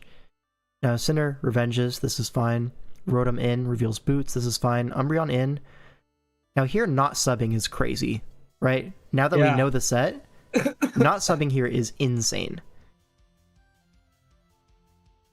This should be the turn you go for game, I think. With your Scrafty at full HP. Yeah, you could have just straight up subbed.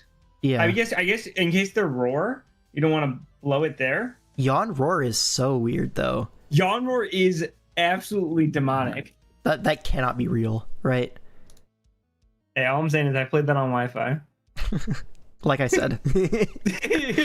Now we make the Scrafty play, which is probably what we should have done earlier when we went Lottie.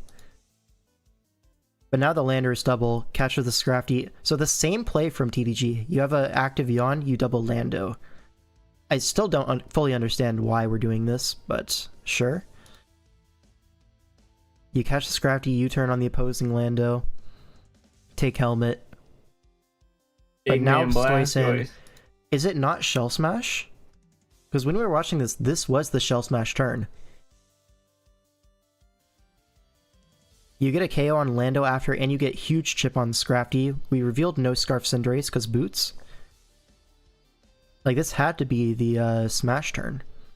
Maybe you're worried about Sucker Punch Cinderace. After you smash and take the Earthquake, you're probably not KOing anyways. But then it's Sucker Mind Games, and like, you can outplay that. It's better than not smashing at all. For sure. But here, it takes the Earthquake, which does way more than I thought. And then Rocky Helmet on top. Now you're in Torrent range, but like, now this Rotom comes in, and Rotom is just unstoppable. Lando comes in. Rotom has to switch here, fearing Stone Edge. So Scrafty comes in, hard calling the Stone Edge, but U-turn is great. Steela comes in, Air Slash into AV Scrafty. Like, it's Dragon Tailed, that doesn't really matter. Now Lando back in, another U-turn. But like, what's coming in on this Umbreon? Ice Punch, no freeze, never lucky. Mm-hmm. Now Scrafty goes down, and now the Rotom goes for game. But it's like the same situation, except your Lando's dead and your Scrafty's dead. Like, it's the same endgame situation, but way worse. But it still doesn't matter, right? Because you have the tools to win this one. You sub here on Yawn, which is great. This is a great reveal of Substitute. Now you Nasty Plot. Perfect. Foul play doesn't break. Wish is a crazy play, by the way. I mean, you're confident Wish a you throw? live. He does 40. But the thing is, this Rotom, you need to get through its HP. Like, the amount of subs it has is like directly proportional to its ability to carry the game. And it's a finite number. You have 4 subs. So I think Foul Play 2 at KOing is probably more correct, because then Rotom's very pressured to sub again, down to 51. That's when you hit the Lando play. That's when you U-turn. But I think it still is like really but you're in a tough spot, because if you Foul Play there, now he's at +4. He Thunderbolts. Well, you're only at +2. Like, yeah, you're but +2 on the first 40%. Foul play. Now it's +4 on the second foul play. Then you sub, and that's the turn you go Lando. So you're +4 behind a sub at 51. Yeah. Then it's U-turn. Yeah, but it's the same situation actually. So it doesn't make a whole lot of difference. Spot, foul play. Yeah, it doesn't break. Can you give Umbreon knockoff? Shout out ZA. That would be even worse here, I think. No! Now the Lando play comes in, but this is a free sub, so Tidal's going to take it. Now this is the pivotal turn. You have to sub here as Tidal. It is non-negotiable, because you have 2 options, right? Lando locks Stone Edge, which means, okay, your sub was useless, but you still end up behind the sub at 26%. Now, the Lando has to Stone Edge again to break your sub, you Blizzard, and then you T-Bolt, and the game's over. So it covers Stone Edge. The only thing you have to hit is Blizzard, which you always have to hit in a Lando anyways, so that's not factoring into the end game at all. The crazy thing I am realizing is that Blizzard miss actually won... won the game? It actually won Title the game. Maybe. I'm not sure about that, because I think Cinder had it in the back as well. Like, Cinder 1v1s either of these two, once it's, like, in. Yeah, but you get your Lando. So, like, I'm saying right here. So, like, hit play. So, like, Lando U-turns. Yeah, but I'm saying sub covers Stone Edge, but sub also covers U-turn. No, 100%. But I don't know. I'm saying, but them title clicking Blizzard here and miss, like, they should have lost the game for clicking Blizzard here. Yes. Because it should have killed Umbreon. Mm-hmm. So they actually got bailed by missing. No, the Blizzard missed 1. Yeah, so Blizzard missing allows you to sub here. That's what we're saying. Yeah, that's what I'm saying. Yeah, that is actually ass. You do get rewarded by getting quote-unquote unlucky by making a shitty play. Does it even matter, though? Because think about it. If Rotom doesn't... Or if Rotom hits that, we're at 51, Lando comes in, TDG said his last move is Outrage. I don't think Knock kills from here. So you have to Outrage. You're locked into Outrage as Cinderace comes in. Oh, but... Yeah, no, you can't. Outrage. Like, you turn into what? You can't Earthquake Sweep. So, you have to kill this Rotom with something that is not Earthquake. And once you do that, the Cinderace just wins. Right? Yeah. Or does it? Hold on. Because you sack Umbreon, you go Lando... No, you have to Outrage. You don't have enough sacks. You mean Steela lived Pyro? Or you mean the Lando lived?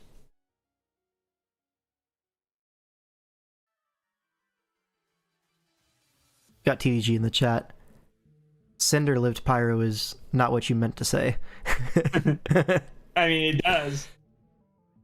It do be living. No matter what's on TDG's side, Cinderace would definitely live a Pyro Ball. Steela. Steela. Yeah, you had to avoid Blaze. But you were saying Outrage puts it in Blaze. But, like, what are you supposed to KO the Rotom with if not Outrage? Like, you sack Umbreon, you can't go Steela. Surely not, right? You can't go Steela. You have to go Lando. You have to Outrage. Now you have to Outrage into Cinderace, put it in Blaze, and then Blaze Cinderace will definitely KO Lando at 84, and will definitely KO Steela at 95. Right?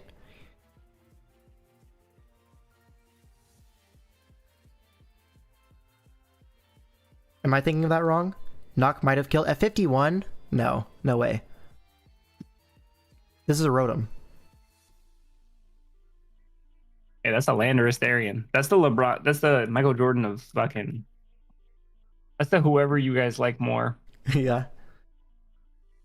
I mean, I can calc it real quick. I'm looking at it right now. Frost. Lando T versus Rotom Frost.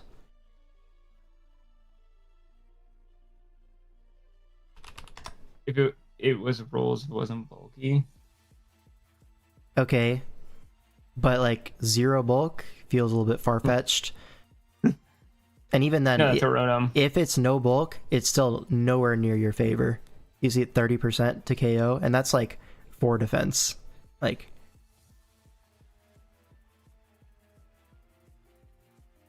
okay, but sub there was objectively correct from the Rotom that turn, and 100% won the game. But alas, here we are. Now Lando comes in on the sub. This is good. Now you get the U-turn to sack. Again, the sub play is available to Tidal. Again, the exact same play. You can sub on the U-turn. At this point, do you... No, it isn't available anymore. Because... Because you run out of subs. It's a U-turn sack. If sub happens, you still sack. You U-turn sack steal and you Stone Edge twice, is what Tidal's thinking. No, he doesn't have Stone Edge, but that's what we were thinking. That's what Tidal's thinking, you know? So in Tidal's head, you have to catch the Lando this turn. This specific turn. Because if Lando comes in on a T-Bolt, you're just cooked. Right? And that's like assuming it doesn't have Stone Edge. I don't know. I'm saying a lot of words to mean that Tidal is completely cooked here. But you just don't have the right set for the situation. Like, you really need Stone Edge here. And unfortunate, don't have it. Thunderbolt, foul play. Like this turn, right? Is what I was saying? Yeah. Like, you have to Blizzard there. It's not a choice. Because you also don't lose anything for missing. Yeah. Because, like, I doubt foul play breaks your sub. I doubt 2 do at -2. Well, at neutral it didn't break, so you always have that safety net of the sub will always stay up versus Umbreon. Yeah, Like, I'm saying foul if you play's miss doing there, 10. I don't think 2... I think yeah, I don't think technically 2 broke it. this should have been Blizzard as well. Like, you should never not click Blizzard versus Umbreon here. This T-Bolt was wrong. But it didn't matter because we hit the Blizzard on Lando there, and then, yeah, Rotom sweeps. But the Rotom should have swept anyways, but we made a mistake on the sub turns. So again, it's like, we didn't play optimally, but we got bailed out. That feels like the moral of the story for this series. Powerball might say it has 90% accuracy, but I swear that move always misses. I mean, that's just in your head, man. Math is math. You only notice the 10%. When you hit, business as normal, right? You don't need to give it a second thought. But if it misses, ruins your day. So, like, that's the cognitive bias you need to be careful of. Alright, so Tidal wins, Trick of Eye wins the series, and I think that's it for the stream. So thank you all for watching. Check out Diet Tight. You should be able to click the link in the title, give him a sub. L5, please say you weren't too mean to me early game. Early game, I wasn't too mean to you. Late game, So mean. I think you hella through, but TDG didn't have the right sets for the end game, so it didn't end up mattering. We're lucky that L5 has a stream deck, so he could press the bleep button every time he called you a freaking idiot. No, I actually sold my stream deck. I used to have one. No! Did you actually? I did, but I literally never used it for a single thing. That's funny. Single Yeah, thing. it feels like a... Yeah. It just sat there looking cool on my desk, and I was like, Any more my desk friend space? wants one. I'll sell it to him for cheap. Cheap. Yeah, Tidal, since you're here, I want to get your read on this. So this Rotom, right? This Rotom should just win the game. Not here, but okay, Scrafty goes down to the foul play. Now here, you have a guaranteed win path. Rodent Frost comes in, you sub on Yawn. This is great. And now it's guaranteed win as long as you hit your 1 Blizzard on Lando. Nasty Plot here, this doesn't matter. This wish, completely irrelevant. +4. Foul play doesn't break, crucially. Now you can just start attacking. This is great. Break sub. Now you sub again on Lando. This is correct. But now this turn, turn 24, you must sub again. Like, you must sub. Sub covers Stone Edge, because if he locks into Stone Edge, break sub, you're behind sub and you have a free Blizzard, and then everything else is slower and dies. So you win that way. If he U-turns, you're behind sub versus Steela or Umbreon, and you can just Blizzard for free. Blizzard, I guess you would go Steela and then try to pivot to Lando. That would be the 50-50 that TDG would introduce. So maybe it's not guaranteed, but very much better to sub in this turn. And he does end up going Umbreon, which I think is wrong. I think Steela was correct there. But another sub was like pretty much guaranteed win, assuming he goes Umbreon, which he did. Like, he should have won the game that turn, but whatever. Still won anyways, because TDG doesn't have Stone Edge. Like this here, like this, from like your perspective, should just be U-turn. You sub down, sack, he U-turns, break sub, you have no more HP to sub, and then Stone Edge, Stone Edge. Way too nervous in that game. I really do get it. Like, it's so impossible to play optimally. I can't imagine in a tie-break finals. Like, I get nervous totally in a Rambats game. Yeah. I'm not blaming you. I'm just saying you had a better path there, but so did TDG. Yeah, it's obviously way easier for me specifically to not play, be in that situation and fucking critique. So you guys played both very well. It was a fucking great game. Oh, where's the Chinese proverb? What's happening? I need to find some proverbs. I know there's one in this website that is like perfect for this situation. Hold up. We're getting there. You have this website memorized? The player is lost, the watcher is lucid. No quote ever has described Pokemon as good as this. Dude, 100%. I swear it's perfect. It's very easy to sit back, and because the other thing is you also don't get punished for getting anything wrong as a watcher. Like, yeah, like I can just like, yap and be like, oh, I would have lost there. Yeah, like we could just sit here and be like, yo, that was really dumb. I would have clicked Stone Edge the entire time and like not and like yeah. So it is very it's very easy. Bang. Anything else for this situation? This is my first time in a team tour where I'm not the last place team. Good end to my first year of draft. Yo, this is your first year of draft league? That's hype. Yeah, really great first year. A W in fucking game 10? I bet that felt really game good. 9? Yeah. Game 9 win? Is that what it was? Yeah, game 9 win to seal it is fucking crazy. Congratulations, title. Yeah, awesome stuff. Wait, that one's a good one. You can't get fat with one mouthful. I like this one as well. This is just Mons, right? Yeah. Can't win them all. Cannot. Got some wisdom here. If you don't do stupid things, it'll be good. Wait, if small holes aren't fixed, then big holes will bring hardship. Yeah, that's your specialty, huh? Yeah. Big holes. They call me the big hole. It's better to walk thousands of miles than read thousands of books. Good thing I only know how to walk. Yep. Reading not really our specialty around these parts.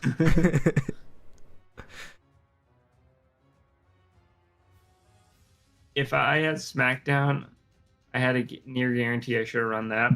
Yeah, again, you don't want to go back and be like, like the prep is the prep. Like you spend plenty of time working on it. It's hard to like.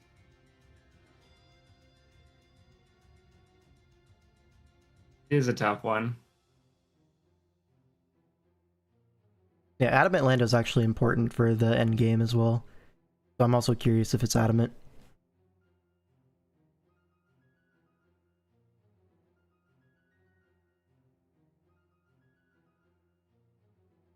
Yo, keep hitting this little scroll while we're sitting here. Oh yeah, we need Like more these. wisdom. I got you. You reap what you sow. Those who Wait, just about want friendship. speed don't succeed. Me when I run Trick Room. Source, I am very bad at Trick Room. It was? It was Adamant Landau. Okay, that does change a little bit on like the Rotom rolls. Like knockoff was probably good then. Knockers were one of my favorite on Latios. If it was, I had a fair bit of bulk. Okay, I was wondering about that because I think you only stay in on Lando if you're EV'd for knock, but adamant and then it's a roll. You probably take that, but unlucky to get that roll on the knockoff, I think. Like a Draco on that Lando would probably go a long way. And then not only that, but keeping the Latios. Yeah, I mean it would have sped up because that means that the Rotom Frost would have gone a sub. TG did play pretty well. I think he on both sides made some really good plays and some questionable plays. It was like really even.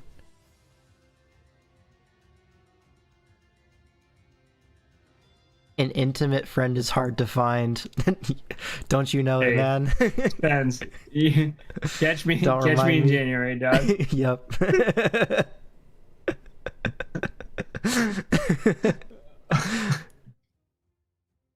Family?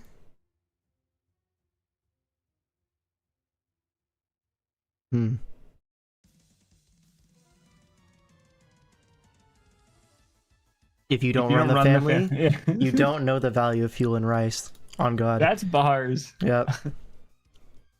Learning? We out here learning? All right. I'm over learning. A good book is like a good friend.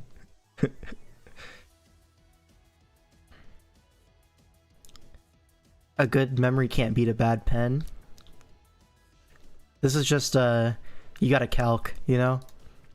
100%. You gotta calc. Learning without thought is deceptive. Thought without learning is perilous.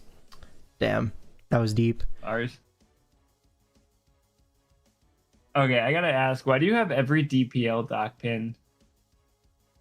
You gotta. What do you mean you gotta?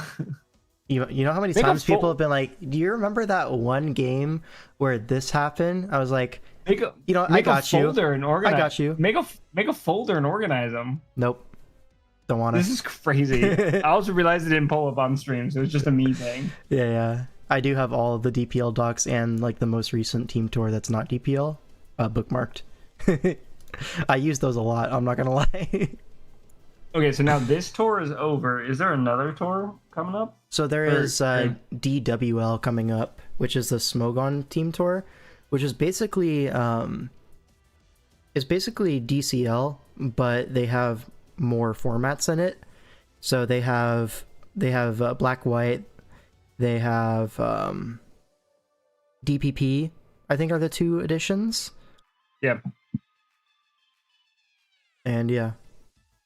So that's I'm thinking about maybe managing that, but not playing. Like just helping people with prep and stuff. Yeah. Hey, for a price. Speaking of price, make sure if you guys want to become a ducky. Nothing? Do you want to be a ducky? I love a ducky. Wait. I sold it. A duckling. I sold it. I sold it. I sold it. It can happen. I think that's going to be it for the stream. Thanks everyone for hanging out. See you guys maybe for DWL. I might be covering those in watch parties every week. We'll see. Depends on how motivated I am, to be honest. But we'll see. Thanks for joining me, Jason. Bye, guys. Adios. That's spam.